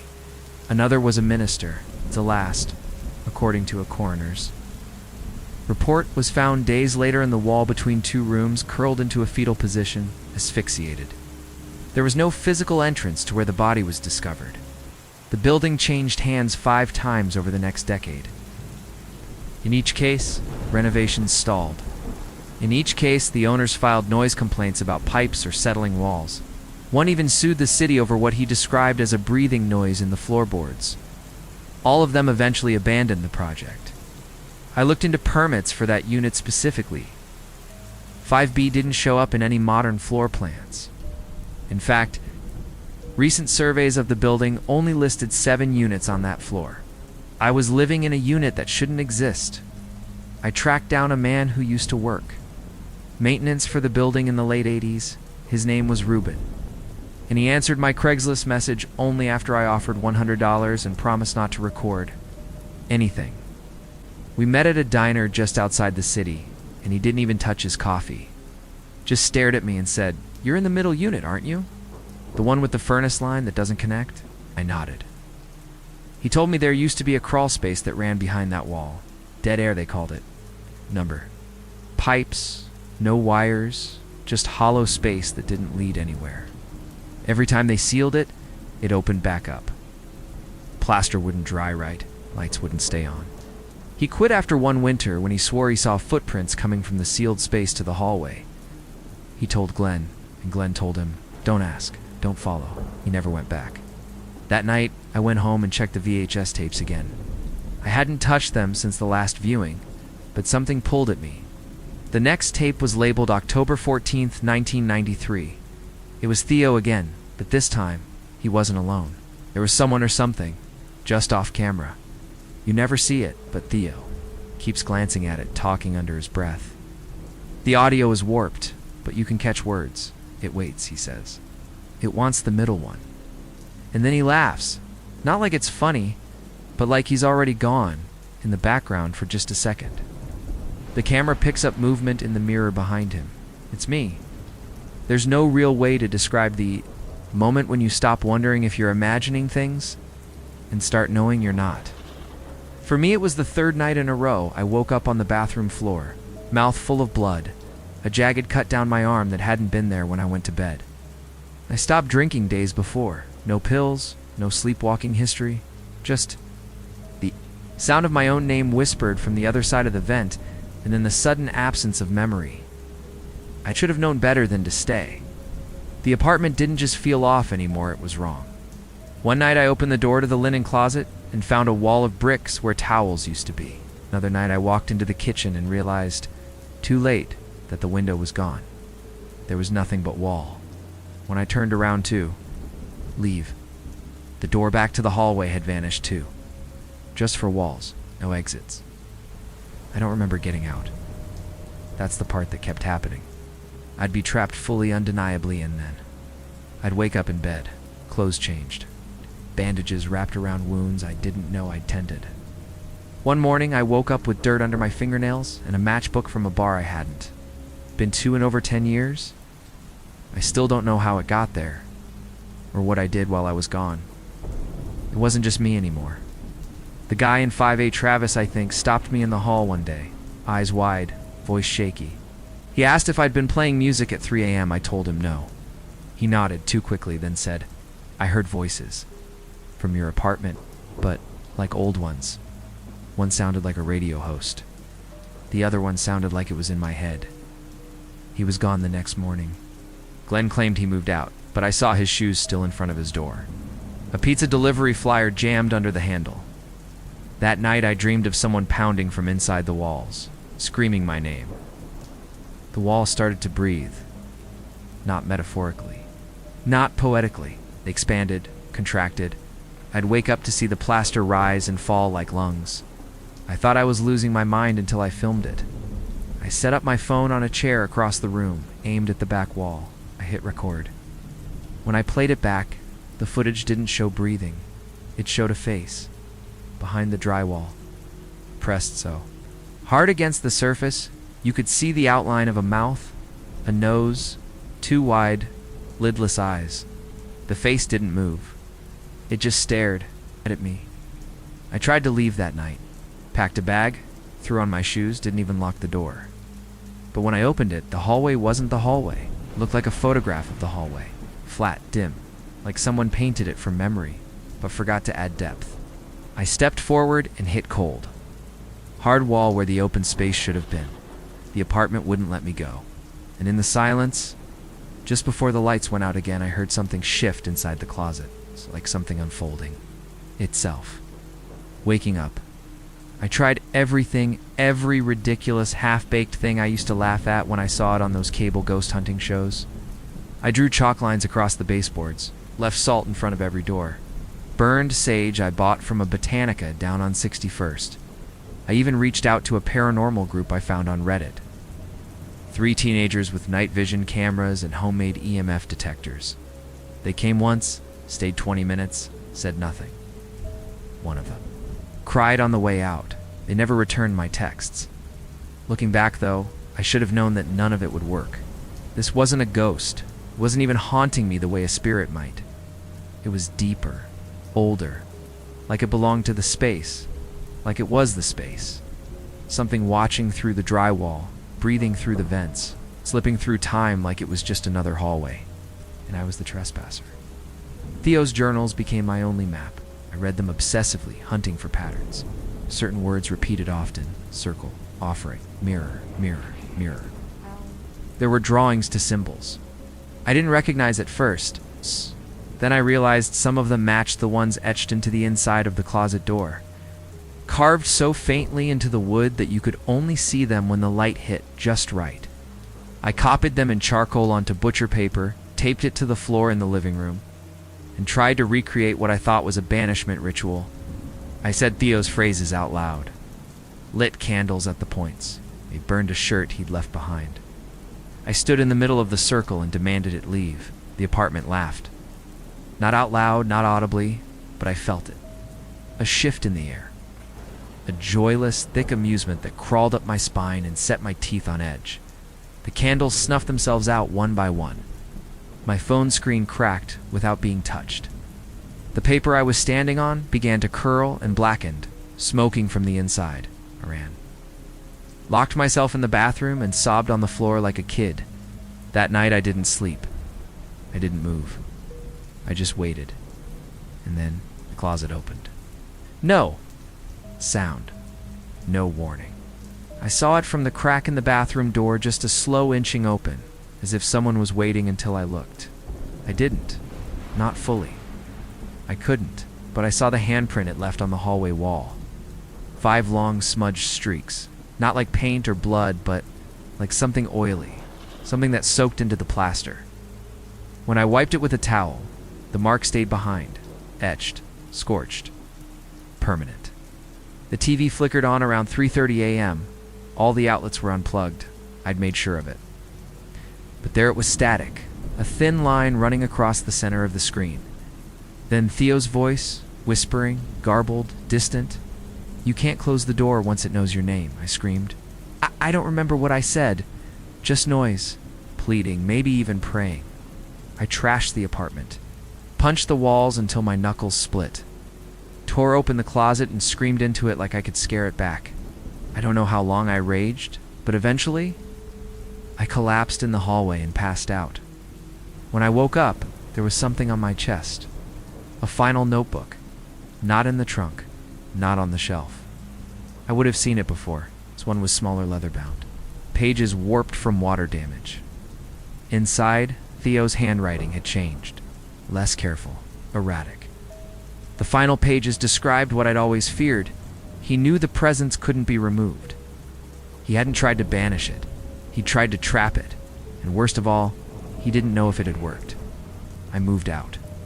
I know how that sounds. Obvious overdue. But it wasn't easy. The night I left, the building tried to keep me. Doors closed when I wasn't near them.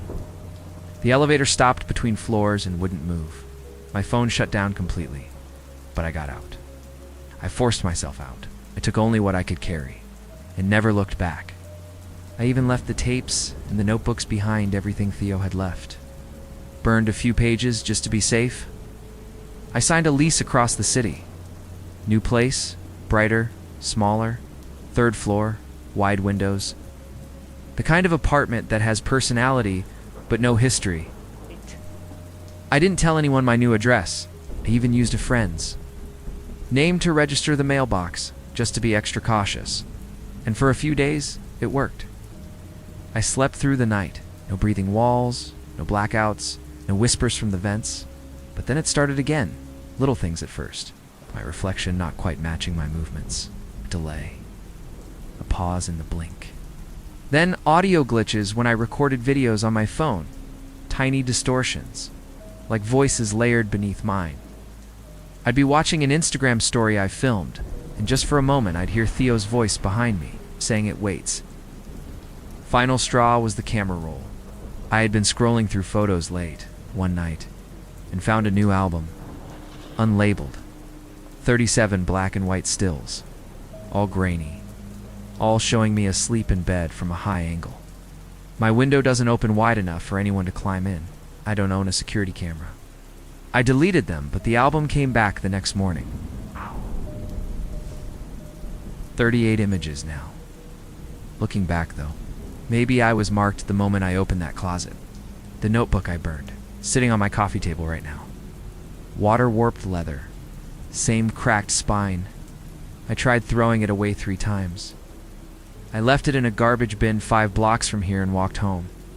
The next day, it was on my kitchen counter, open to a blank page, except for one sentence written in a new hand. We don't stay in the walls. We travel. No one believes me, obviously. My therapist thinks it's a trauma response.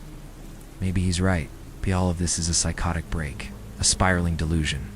But even he paused during our last session when the lights flickered 3 times, and his own phone screen lit up, unprompted, and said, "Recording, audio input detected." He hasn't rescheduled. Just yesterday I took a shower and stepped out to find the mirror fogged up.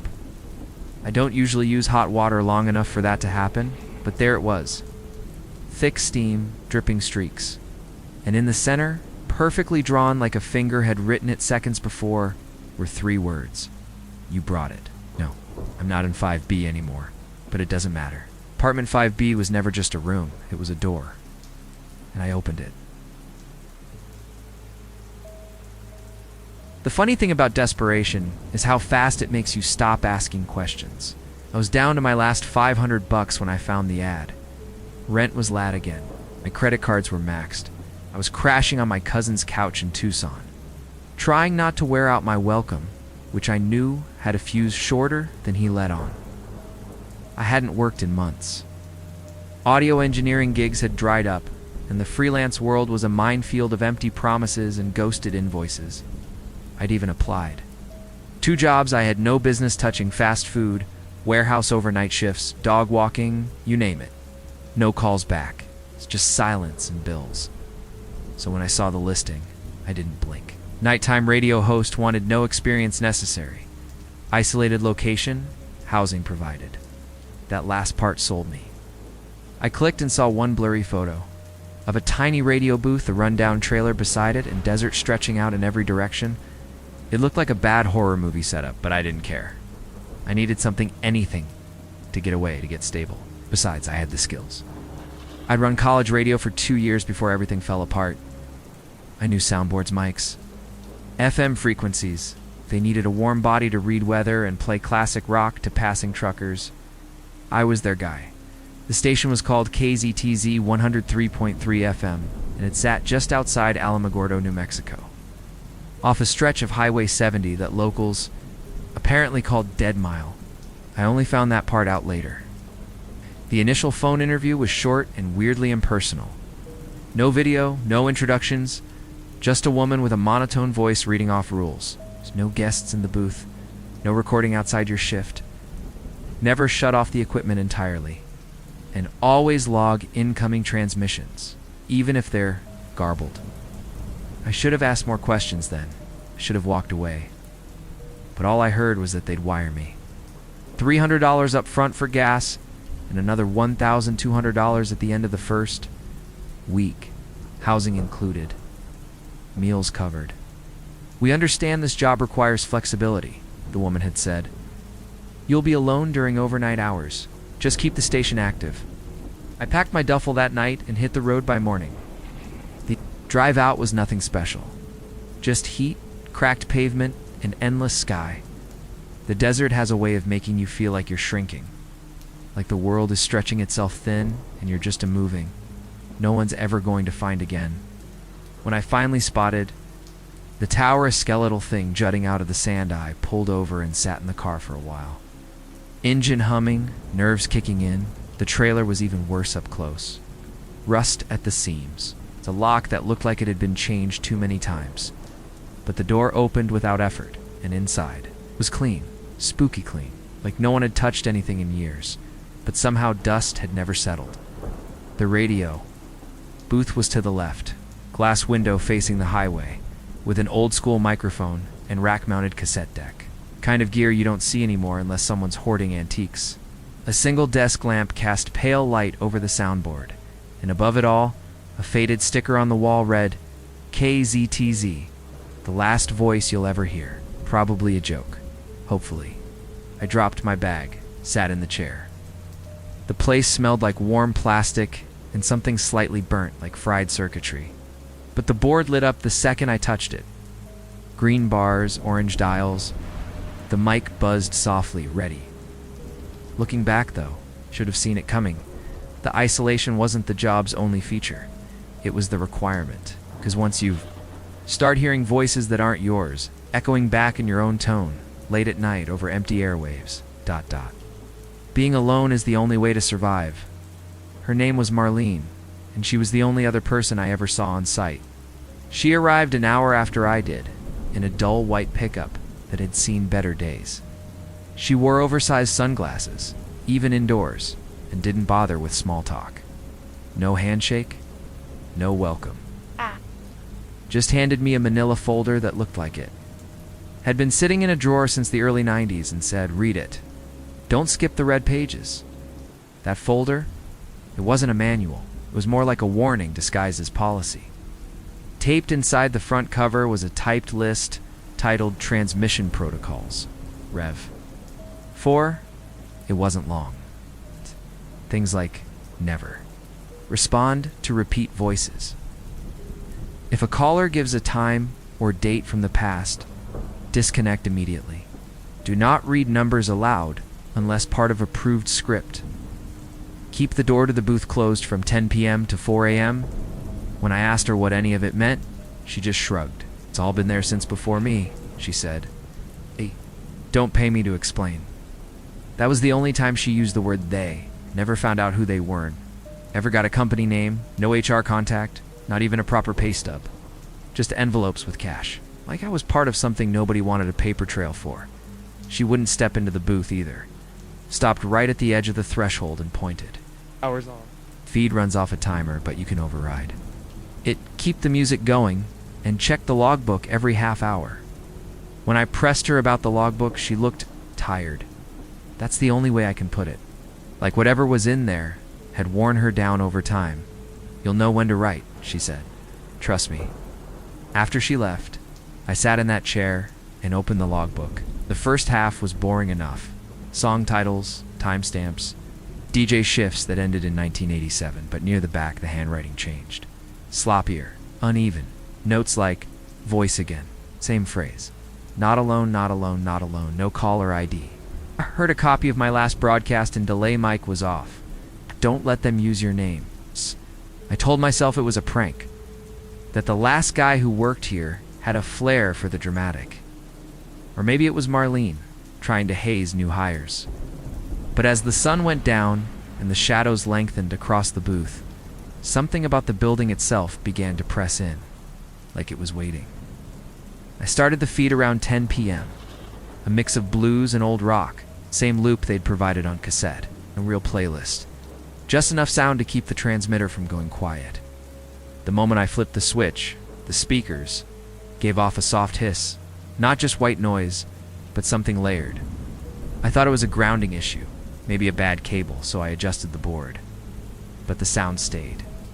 Worse than that, when I spoke into the mic testing, checking levels I swear I heard something repeat my words back to me. Not an echo, not feedback. It was cleaner than that.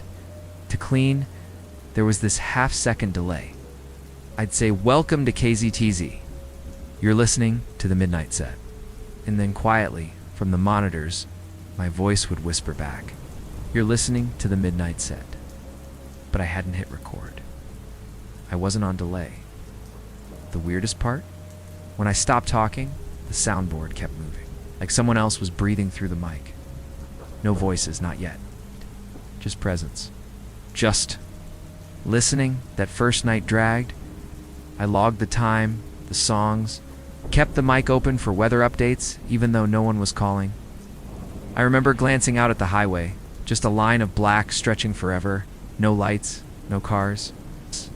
The occasional blink of the tower and the faint hum of electricity in the air. Looking back, though, I think the station knew I was there before I even touched the mic. The moment I sat in that chair, something else tuned in too. The second night started, the same dead air. Recycled tapes, the hum of desert wind pressing against the trailer walls.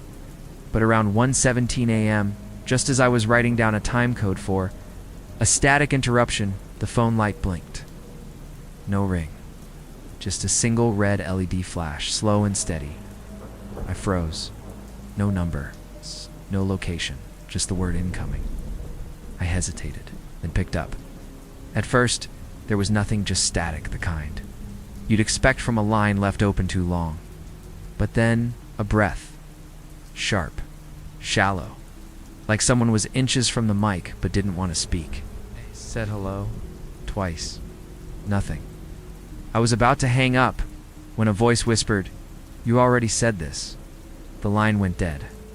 I sat there, heart thudding, telling myself it was just a cross line or a trucker with a CB feeding into the station's system somehow. But deep down, I knew better. That voice, it was mine. The same cadence, same inflection, but I hadn't said those words, not yet. That's what stuck with me.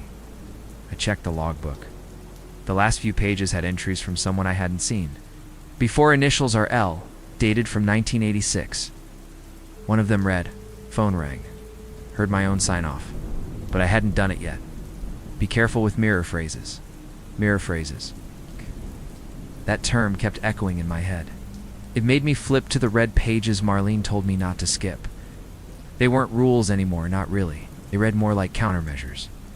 Things like, if your voice returns to you, turn off all recording devices and wait exactly 90 seconds before speaking again. Do not say your full name aloud after midnight. Avoid questions. They remember those. I kept hearing myself that night. It's not constantly, just in moments, short bursts. I'd announce the next track, and before the song played, I'd hear my own voice again, saying the same thing back, but slightly afrushed, clipped too flat, like it wasn't someone repeating me, ... but something trying to match me. At one point, the power cut out for 6 seconds. Not enough to reset the equipment, but long enough to kill the lights. When the booth came back online, the board was still active, but every channel had been turned up to full gain, monitors. Howled for a second, then leveled out. That's when I realized the cassette deck had started recording by itself. I pressed stop, popped the tape, and played it back. The track was just me announcing the weather, or so I thought, except about 30 seconds in, my voice broke literally, cracked into a lower register, then higher, then overlapping itself, like 4 versions of me speaking at once. I don't remember saying any of it. And at the end, just before the tape ran out, came a clear sentence. Don't stop speaking. It notices the silence. I started leaving. The mic hot all night after that. Looking back, though, I wasn't running the station. I was just the bait, voice box to keep something entertained. Or fed. Or both. By the 4th night, I'd started sleeping in short bursts, 20 minutes here, 10 there. Always with one eye open, and the light over the console buzzing just loud enough to keep me from slipping too deep. That booth made real sleep feel dangerous. It kept the microphone hot constantly, just like the tape had warned. And I began reading aloud from books, old phone directories, even cereal box texts from the snack stash I'd brought. Anything to keep the air full during one particularly long shift. I found a drawer I hadn't checked yet, under the desk, jammed behind a warped wooden panel. Inside was a faded shoebox, duct-taped shut and marked ratings. I peeled it. Open, expecting paperwork or maybe logs. What I found instead were cassettes, maybe 24. No labels, just handwritten dates, some as old as 1985. A few had fingerprints on them and what looked like dried ink but wasn't. Curiosity 1. I loaded one into the backup deck and hit play. Static first. Then a voice clear, desperate. A man sang looped again. Same voice, my voice. It's copying me. It remembers the old shows. Don't listen to it. Then screaming, they silenced. Another tape had a woman speaking in what I thought at first was a foreign language, but the rhythm was wrong. Reversed, I recorded a sample and flipped it digitally. Played it backward. It was a weather report. Word for word. It's the exact one I'd done 2 nights earlier. I don't remember saying it in that tone, though, or using that name. Because she said my name. It's my full name, which I'd never spoken on air. That's when it hit me. Something was scraping these voices from the air. Piecing them back together, learning the rhythms, names, memories, was building something in the dead air. Something with shape, even thought. I rushed to the logbook. New entries had appeared. I swear I hadn't written them. They were in my handwriting. They described things I hadn't done, like 343 asked the name. It gave mine back. Can't unplug now. 402 Marlene said not. To leave the booth, but Marlene's voice came from the monitors. I looked out the booth window, and the trailer was dark. Her truck was gone. I hadn't seen Marlene in over 36 hours, at 5:01 a.m. Just before sunrise, the station buzzed louder than ever, not through the equipment, through the walls. Like something massive was vibrating behind them. Then came a voice. Mine, but not through the mic. It whispered from the speakers, "Don't answer the phone, not tonight. You'll let it through." I reached for the board, froze because I realized something else. The phone hadn't rung, and yet the light on. Line 1 was blinking again. I didn't find the hatch until the 6th night. It was behind the transmitter, an awkward space I'd never paid much attention to. It's mostly because the wiring made it nearly impossible to get back there. But the station had gone quiet for a moment. Not in the dead air kind of way, but in a deeper, wrong kind of silence. Like even the walls had stopped humming. When I went to check the cables, I felt a draft. Cold, unnatural, flowing from behind a rusted breaker box. I pushed against it, and the panel shifted slightly, revealing an old wooden hatch, barely wide enough to squeeze through. Inside was a crawl space, no light. Just the stale smell of old dust, dry rot, and reel-to-reel tape. I crawled in with a flashlight and immediately saw the stack hundreds of cassette tapes. Some in boxes, some loose, others warped beyond saving. But more than that, there were journals. 4 of them, bound in worn leather, pages full of faded ink and frantic handwriting. The name inside all of them? Ronnie C. That name stopped me cold. I hadn't thought about it since the job interview. Big Rig Ronnie is the trucker DJ who vanished mid-broadcast back in the 80s. Legend said his voice still crackled over CB radios during lightning storms. I thought it was just campfire talk, but there I was, holding his journal pages stained with sweat. Ink smeared from what looked like panicked hands. The entries started normal enough, just like mine. Notes about the booth, weird noises, the repeating static. But by page 10, Ronnie wasn't writing about the station. He was writing about the signal. Not the broadcast, the thing inside it. He called it the reflection. Said it mimics, then merges. That if you talk to it long enough, it starts filling in your silences with its own voice. Every pause is a window, he wrote. It can't start without you. But once you've spoken, it doesn't need you forever. There were diagrams too. Circles with slashes through them, timetables always between. 12:07 and 4:44 a.m. One entry chilled me more than any tape I'd heard. I missed the 2:30 mark. It came through the left monitor. My reflection was wearing my old hat. I haven't owned that hat in 10 years. I sat there under the station, feeling the low hum vibrate through the wood panels above me. The truth clicked into place not all at once, but like a slow burn in my gut. This wasn't a job. It was upkeep, containment. The signal wasn't just noise. It was a barrier. And every DJ before me had been part of holding it together. When someone quit or disappeared, they just plugged in the next warm body, someone like me. And now I was hearing my own voice on loops I didn't remember recording, a version of me still playing on air, even when I slept the last page in Ronnie's. Journal read, if you hear yourself ask a question, don't answer. Even if it sounds like you. Especially if it sounds like you. That night I locked the door to the booth. I turned off every phone. I flipped every circuit except the one running the signal chain. And for the next 6 hours I spoke nonstop. Reading, humming, ranting, whispering. Anything to keep it from slipping into the cracks. Because once the silence falls, it starts to listen. I should have walked away. I should have packed up and never looked back the moment the station whispered my name through the dead air. But the money was too good. The idea of failing too close to my bones. I told myself I was just tired, maybe cracking from the isolation. I convinced myself I needed a break, just a night away. One clean exit to clear my head and come back. If I felt like it, But the station didn't let me leave. Not really. I left right after sunset. I didn't even turn off the board. Didn't touch the cassette deck. I just grabbed my keys, my duffel, and bolted.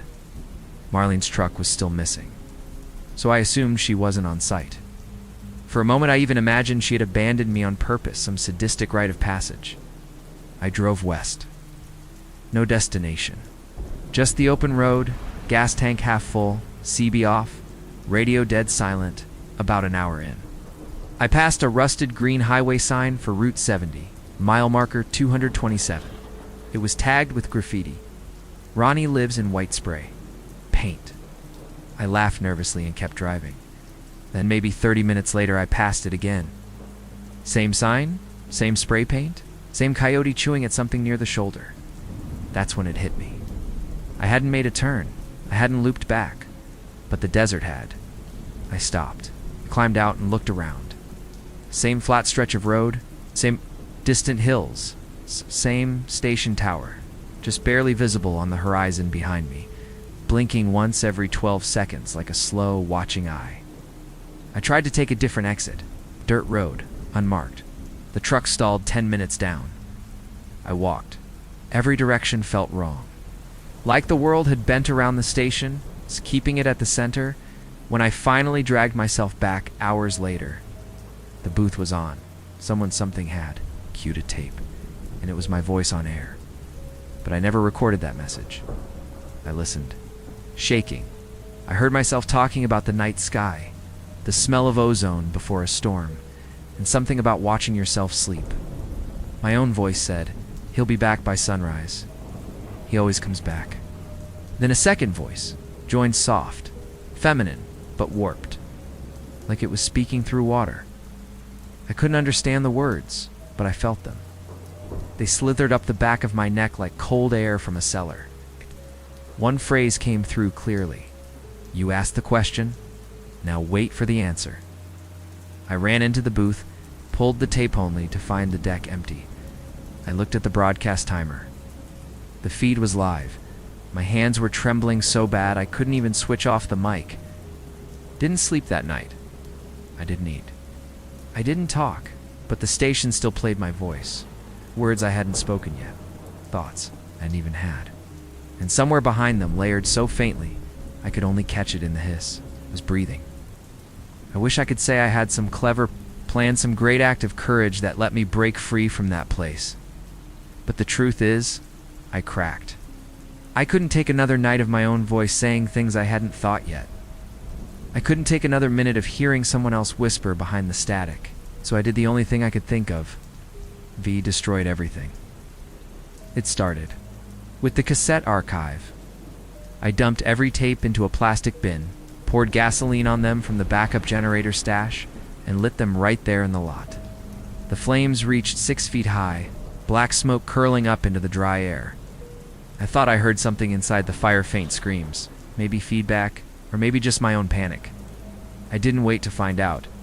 Then I turned on the transmitter board, jacked the signal as high as it could go, and yanked the grounding wire. Sparks flew. The booth lights flickered, then went black. For the first time since I started, there was real silence in that room, kind of vacuum. The air felt heavier. It's like whatever I'd been keeping back was suddenly free to move. I didn't look behind me when I left. The sun was just rising as I drove east, my truck engine rattling like it might die at any second. I passed the same highway. Sign Ronnie lives, but this time, someone had scratched out Ronnie and written you over it. I didn't stop. The money wasn't worth it.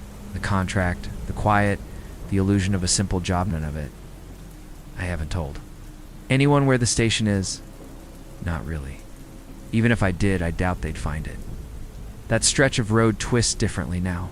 It folds around the tower like muscle around a bone. But the worst part isn't what I saw, it's what I brought with me.